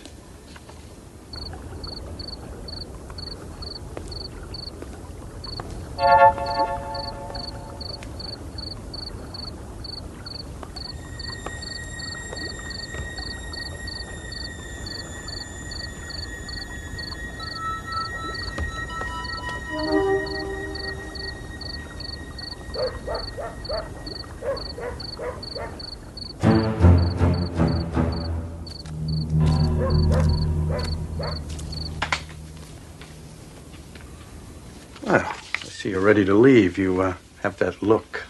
It is nearly 10 o'clock. So it is. I'll stop by tomorrow with the potential tax shelters that we discussed, and I urge you to move as quickly as possible to avoid the year-end rush. If it's tomorrow, it's going to have to be in the evening. I'd say around 8:30. 8:30. Something? Nothing.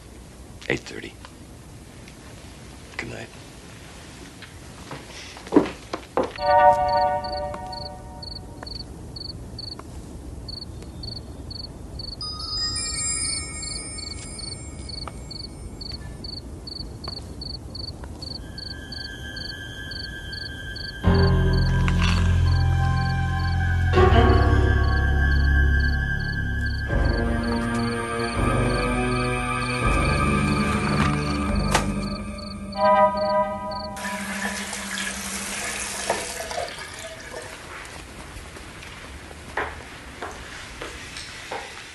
Will there be anything else this evening, sir?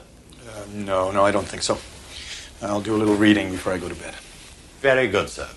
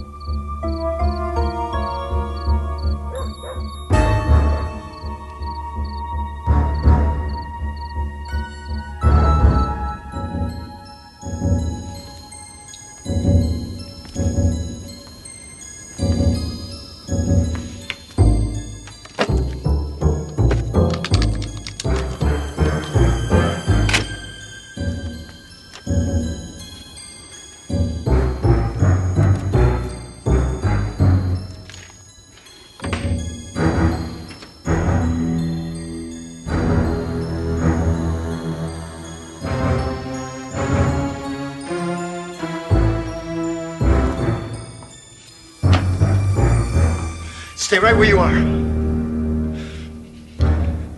God. Mister, look, I made a mistake, okay? Don't do anything. I'll give you back. Don't move! Back up. You don't understand. Back up. What are you gonna do? I'm gonna use the phone and call the cops. That's what I'm gonna do. Back up! No, please don't call the police, mister. Let me explain you something. I got a family! You should have thought of that before. Now, don't try anything. I'm not afraid to use this thing. No! Don't you call the cops. I have a family. I have a wife. I'm warning you. Don't you go!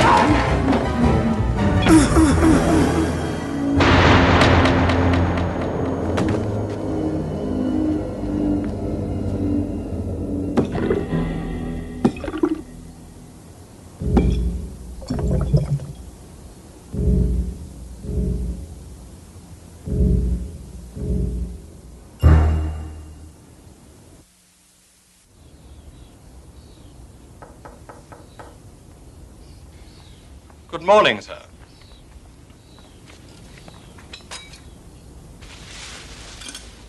Who are you? What am I doing here? Just try to relax, sir. You received a rather nasty bump when you hit your head. But the doctor said you'd be all right if you rest. No, that's not right. I was shot. Oh, you're confused, sir. You shot the other man, but the police took him away. What other man? What are you talking about? Mr. Perry, the doctor was most emphatic about your staying in bed.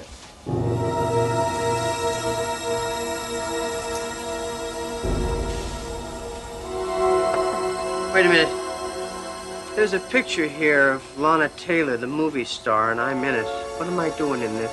Oh, but as I recall, sir, you and she are romantically involved, I believe. No, wait. Who do you think I am? Frederick Perry, sir. No. No, that's wrong. That's totally wrong. Perhaps I'd better speak to the doctor again, sir.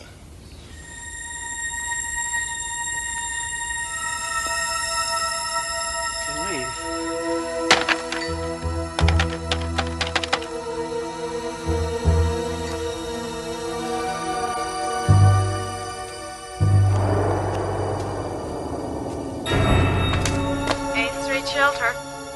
Yes, good morning. Is Elaine Cranston there, please? I'm sorry, she's not here. No, I have to speak to her. It's urgent. I'm her... She's at Mercy Hospital. Seems her husband got shot last night.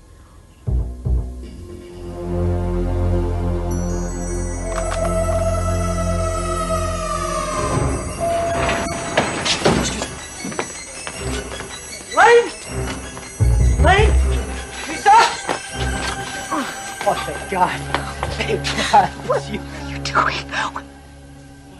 What's wrong? What are you doing here? Leave me alone. Honey, what's wrong? Don't you recognize me either? Of course she does. You're the bastard who shot her daddy. Stay away from him, do you hear me? Just stay away!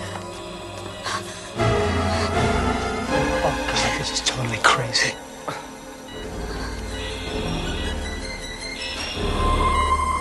Just because he robbed you was no reason to try and kill him.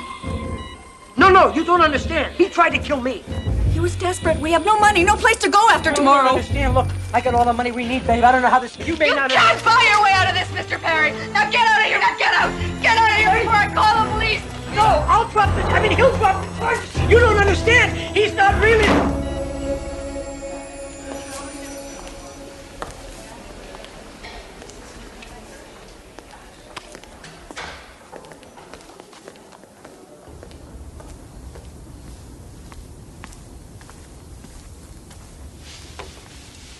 Here you are, sir.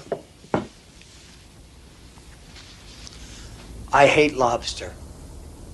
I thought you loved lobster, sir. Things change. Too many things. I'm sorry. Tell the chef it's swell, I guess. Swell, sir?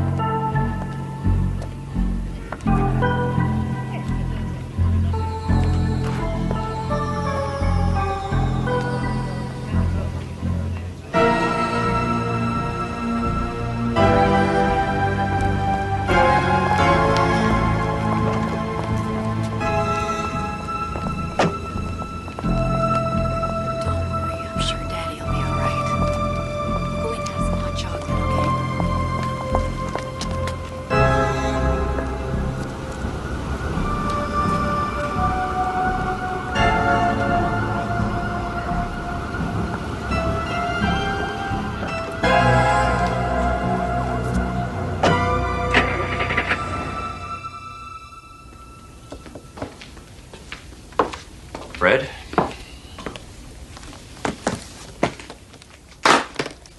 What are you doing here? I'm here as you requested.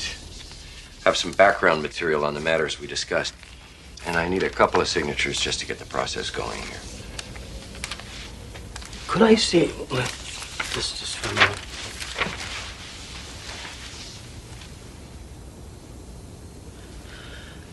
This is a lot of money. You should know. Needless to say, we have a number of options we can pursue here to get the best possible shelter for the money. Shelter. Let me ask you a question. How much money is this? I mean, if I put it all on the table in a great big pile, how much would it be? Well, counting stocks, real estate, long-term municipal certificates of deposit, a little over 40 million. Of course. And, of course, there's about 800,000 in cash and mutual funds. And I could spend that, right? Yeah, sure. You could. Do you know this place called the 8th Street Shelter? It's a place downtown for the homeless. Their mortgage is running out tomorrow, and I'd like to, To what? Not buy them out. Yeah, I would like to buy them out. I'd like to buy out their mortgage. I'd like to make sure they don't close down tomorrow. But, Fred, you can't just... Why not? It's my money, isn't it? But why? What's the reason? Never mind why. Just do it tomorrow morning. You sly fox. Something big's going to happen there, isn't it? And you want to be in on it.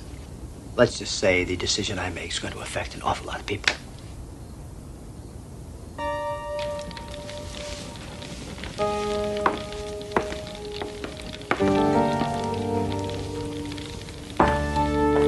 Would there be anything else this evening, Mr. Perry? No, thank you, Lawrence. Good night, then, sir. Good night.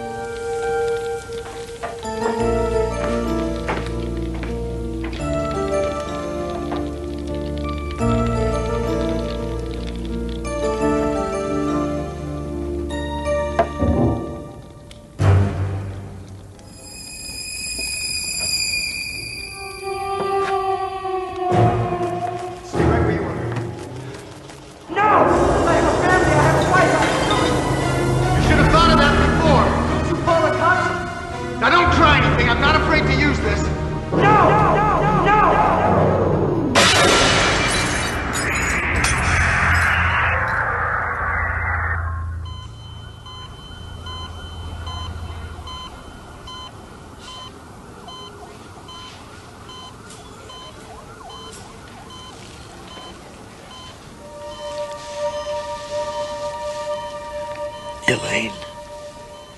Dad!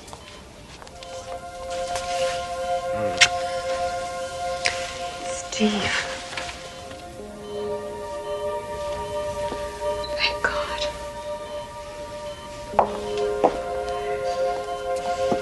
What happened? What am I doing back here? You were shot breaking into the house. Don't worry, sweetheart. The man you tried to rob dropped the charges. Take it easy. As soon as the doctor says you're better, we can go back to the shelter. The shelter? Isn't the shelter shut down? No. City applauds. Benefactor. Listen to this. Spokesman for financier Frederick Perry announced plans today to buy out the mortgage on the 8th Street shelter. Perry, when reached for comment, simply said that it was the right thing to do. But it wasn't him. It was me. Maybe in a way it was. Maybe Perry saw what desperation could do to somebody and thought it was time he did something about it.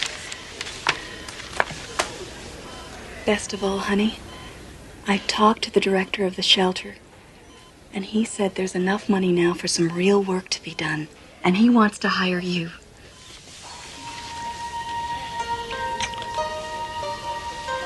I was so afraid I was going to lose you.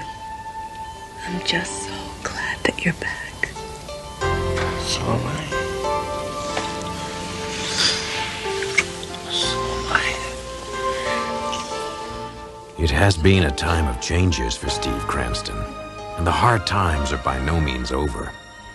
But perhaps now the decisions ahead will be a little easier to make. There are no easy answers here or in the Twilight Zone.